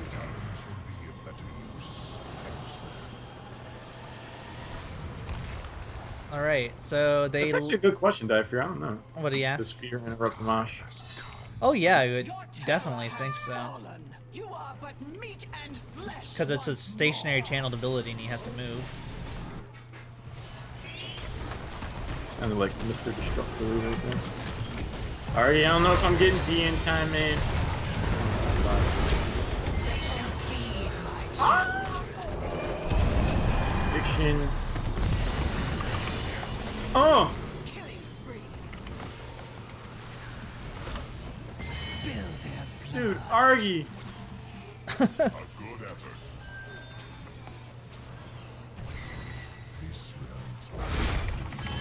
Argy, man!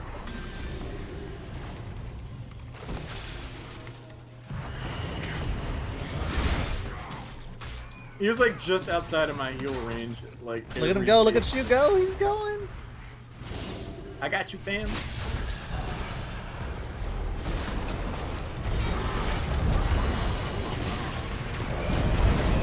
Oh, we all got feared. And Lord Boo's gone.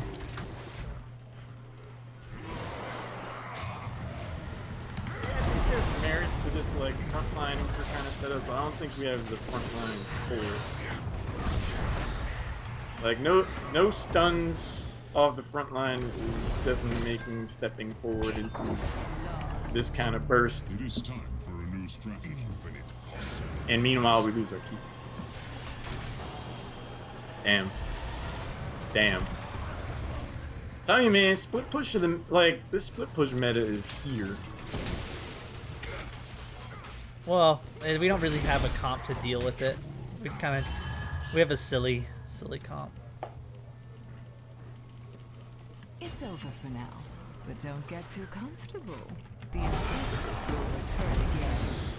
Cause like I'm healing myself a pretty good amount with these auto attacks from the 13 talent. Gotta get the dose. Oh yeah, we're getting rocked with me.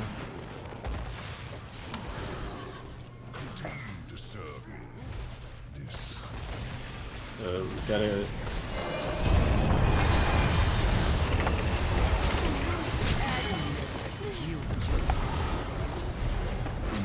We gotta get Zagara though. We gotta get Zagara. Doesn't matter. Nidus. I'm telling you, man, Nidus Network is the go-to now.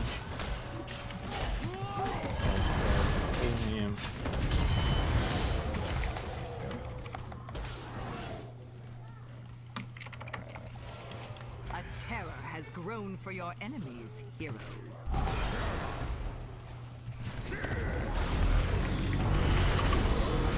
Oh damn! I thought he was gonna orb the orb, so I've used my divine D-shield.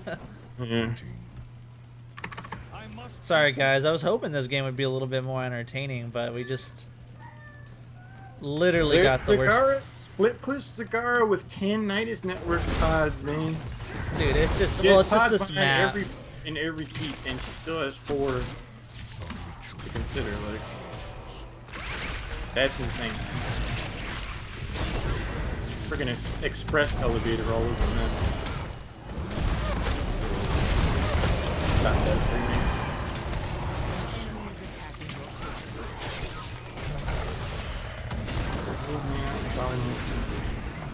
We haven't gotten heat for it.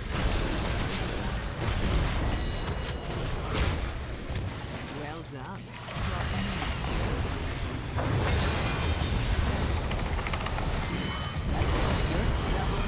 Here we go. Ooh, they're still getting hurt by this. Back, please.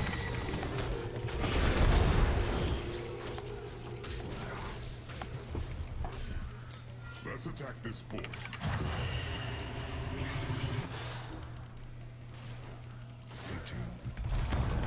Remember, these catapults will... They will stick here.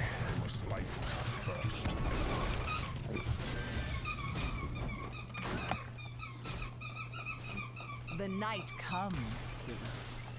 Remember, kill the shamblers and claim their seats.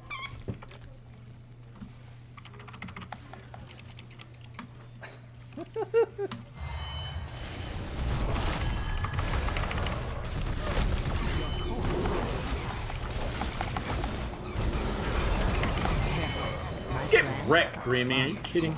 You lived? Oh, y'all keep running away from me when I'm like,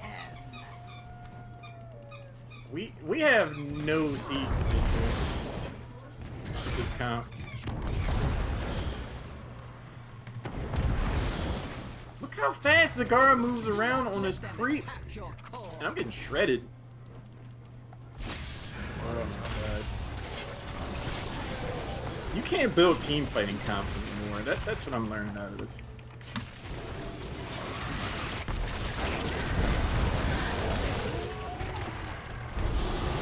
Pure team fight comps are gonna lose out instructions hard.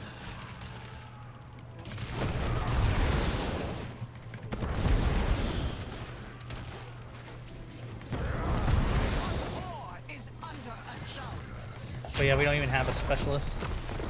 Yeah, like double specialist is insane, man. We had a composition that needed to win team fights, but every time we won one, we lost a keep. Like, Yeah. no more heroes anymore. There's no more heroes out there. Everybody's gotta be Siege. It's a whole different game, man. It's a whole different game now. I agree. That was tough. I learned a lot out of that one. Don't it's not a game. Don't even like equate it to the meta. It's Garden of Terror. That map's never gonna be played. Yeah, but I mean, there's still a lot to take away from that. One, in a supportless comp situation, the regen globe change is particularly impactful because at the beginning, me and you were standing there against Azmodan and Greymane, and I was like, how are they full health already? Like, they were just back. Like, they didn't need to hit the well or anything. I was like, all right, well, that's cool. And I'm telling you, every time we won a team fight, I was like, all right, let's start pushing some structures. And like, we lose a keep. Yeah. And Scar had Nidus network things behind every fort and keep, like. Yeah, we didn't have any CC as well either, so that was also. And the lack of CC wasn't helping them. I think there's merit behind a more frontline Uther, but there's got to be more lockdown. Well, I think that's gonna be it. Yeah, these guys are looking like they. Do you want to play? Like, people are readying up.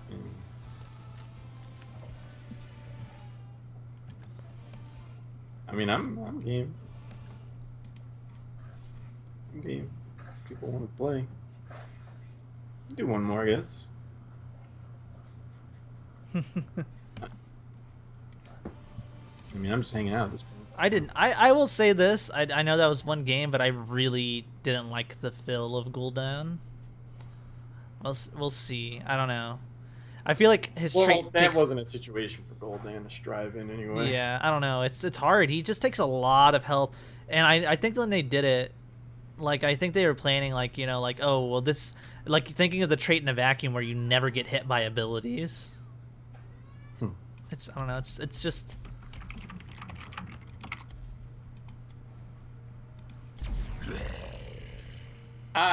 We can't run this. we need more lockdown.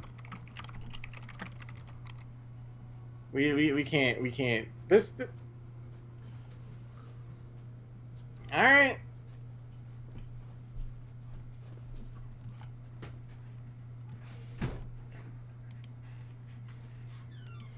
All right. Let's do it. I thought you were going to Hako or ETC. I was like, all right, this will be fine. The butcher flip. The butcher has lockdown. Kappa. He can lock down a hero, and then he locks down himself from the meta.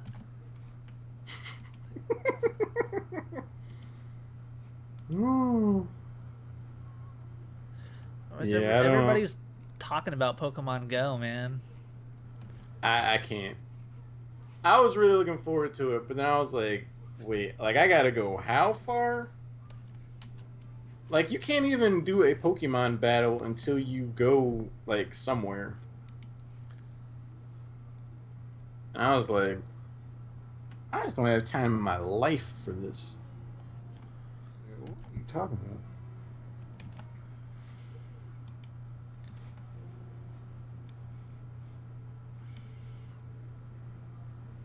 I am just going to push random buttons.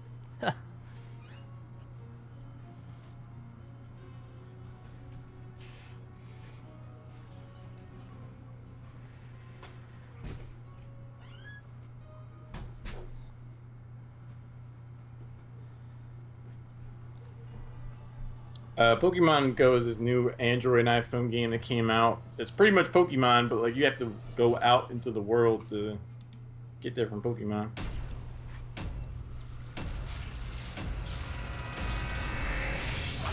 Those darn Pokemon kids.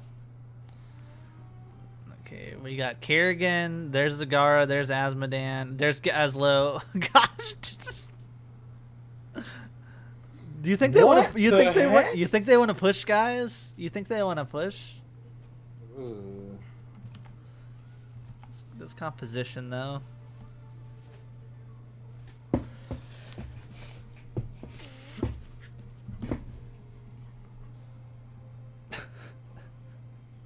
My dog so badly wants me to play with the squeaky toy with her, and she's just like begging me.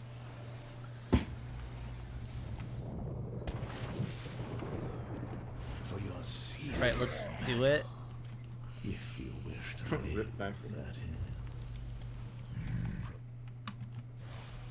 Our ending shall soon commence.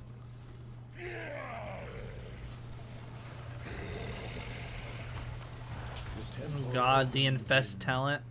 Infested catapults are just, they're sick. 5, 4, 3, 2. Oh, is it not? Do they not have catapults with infest anymore? No, they Let didn't, your don't they? battle begin. I don't know.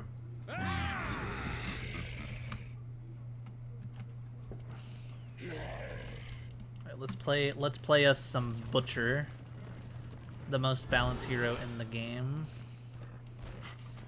And by balanced, I mean he's weak as. They're hiding. They're waiting to push a lane. They're trying to see if we show. We should probably spread out a little bit.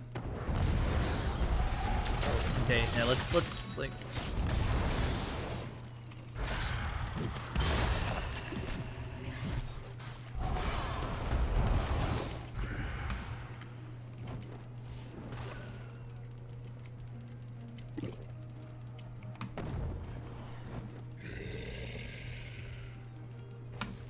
Alright, I'm gonna see if we can rotate on Zagara here. Oh, she has creep. She'll probably see me before I can go on. Stun her if you can.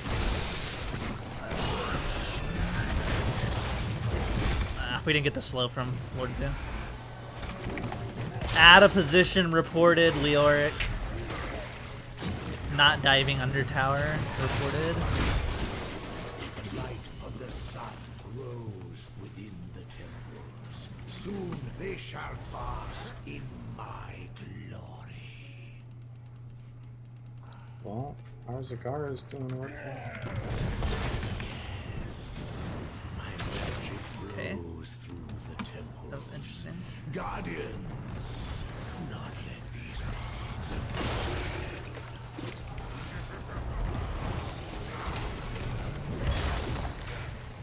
Uh-oh, there's a lot of people here.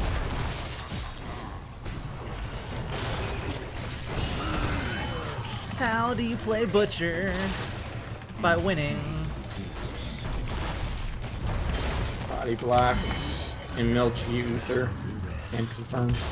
Get on the point so they can't contest.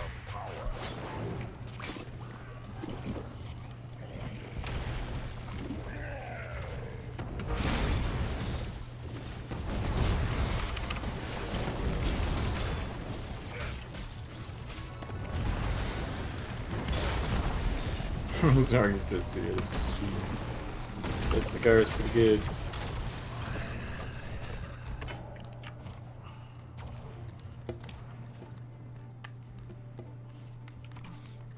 Headphones are almost dying. Alright, there we go. Who can we catch here? Anybody? Nope.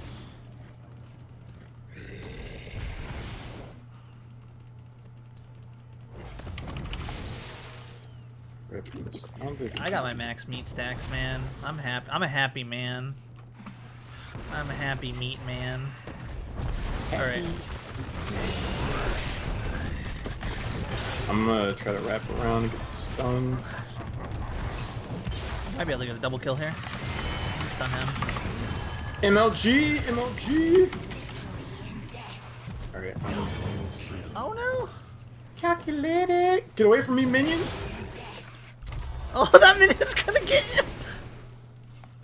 Calculated. Are you kidding me? Not even close. I must retreat. Not even close. Motivate these mercenaries to join us. Look at this Kerrigan. Do you think you can compete with a butcher? Get out of here. His name is Bunky Beats.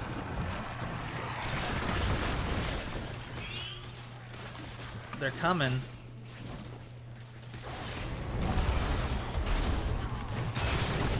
There's 3 here.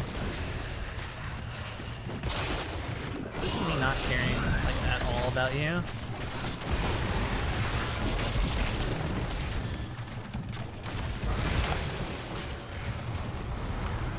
Back off, Lord Boo. Can't keep up with you, buddy. Yeah, I don't. My cooldown's still pretty long. That top hero damage butcher doing it. All right, well, let's try to fight down here, I suppose. We can. I'm gonna be here in a sec.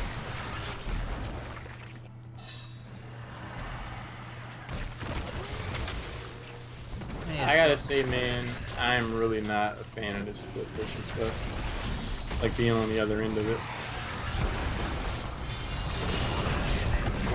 Like, we're this is tough.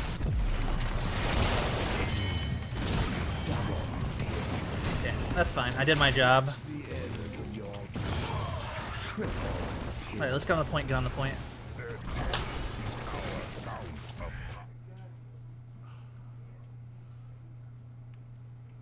Shouldn't be just me on here. I don't really understand. I got this. Alright, I lost all my meat stacks, but we got, like, the temple, so we're fine. Enemy fort level. Here comes Gazlo and Azmodan trying to cheese the mid lane.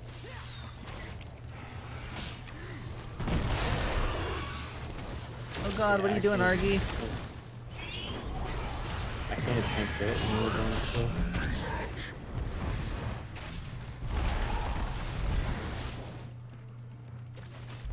Actually, I shouldn't even come back down here. I gotta give the rest of the temple up. How much was there? Enough.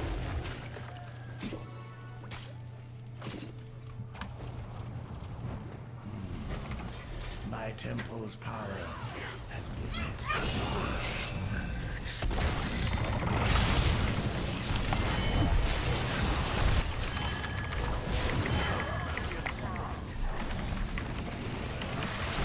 My divine shield isn't there, I think. This isn't good. We don't have this.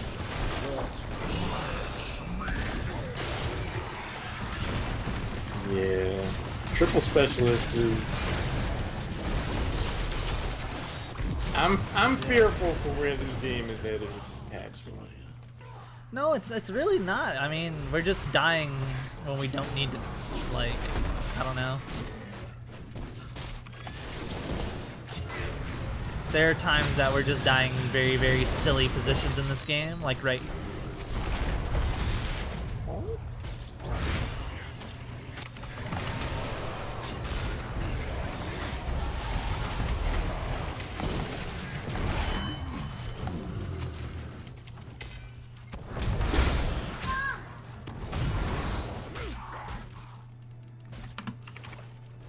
Just again have a comp with like no siege. We have Zagara. Yeah. But it hasn't really. I mean, I guess we're even on structures. It just feels like once we've been a team fight, there isn't really much we can do to capitalize.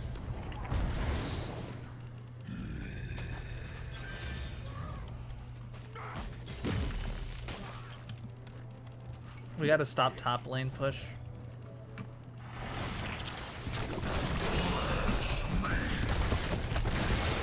Try Try to get the stun in.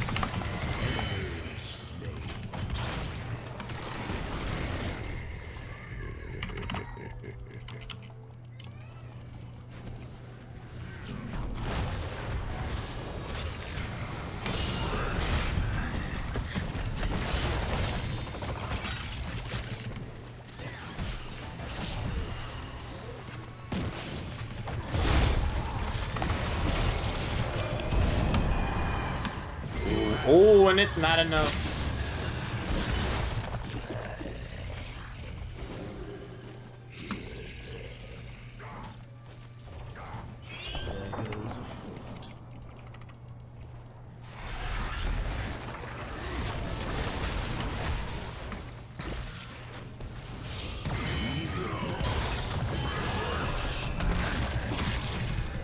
I do like this a lot more. Out of this. I'm gonna take in some more of his traditional talents.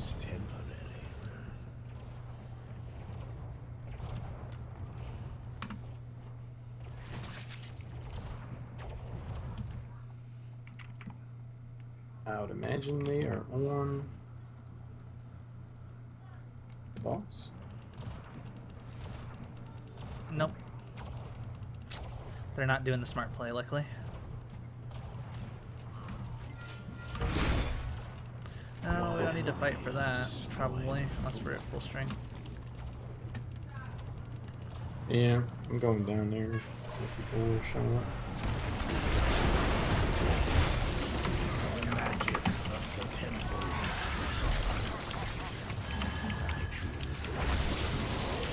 Poor Zagara got so body blocked. Oh, I got feared. I couldn't use my divine shield on a Boo.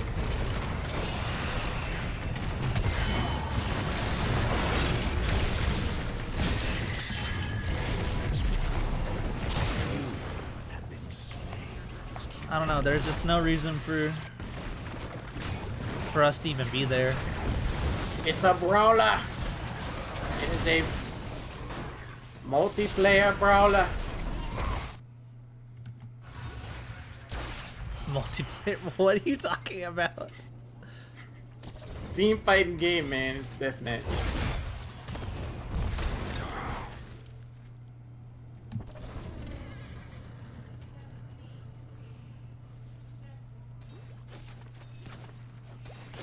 We have to be careful about boss at some point.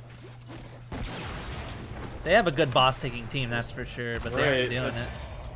I'm surprised they haven't gotten the boss already done well. They got a big wave coming mid, to say the least.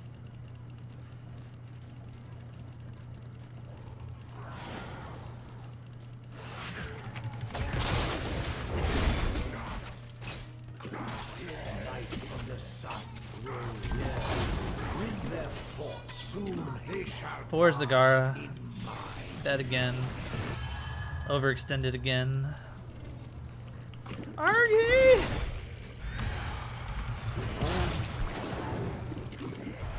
Honestly, I think we should go for boss right now. Probably. Yeah, that might be a little too hopeful.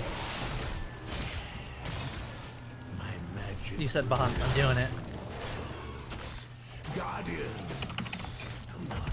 Yes. I don't think I can do it by myself.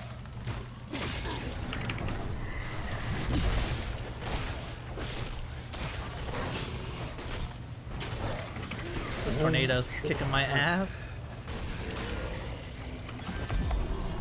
Walking back in it. You didn't have to D-shield me. You're gonna die. I clicked on the mini-map.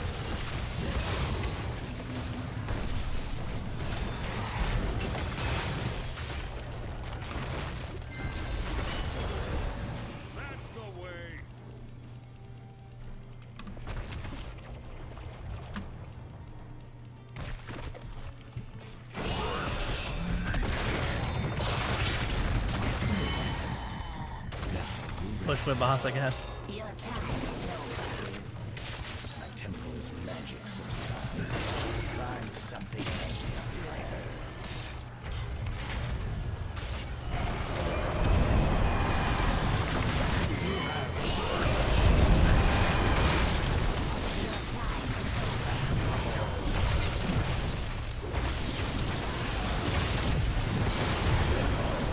We just win. We just win. Yeah. Okay, I'm not letting you do that.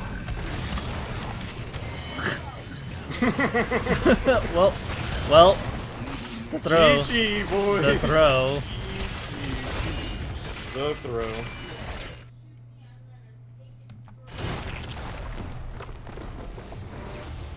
Well, that split push didn't work out for him that time. Damn.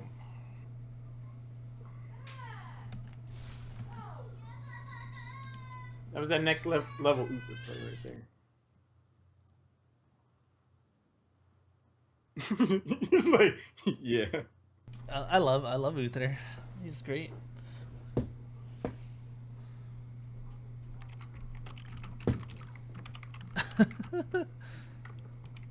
All right, well, had 2 games.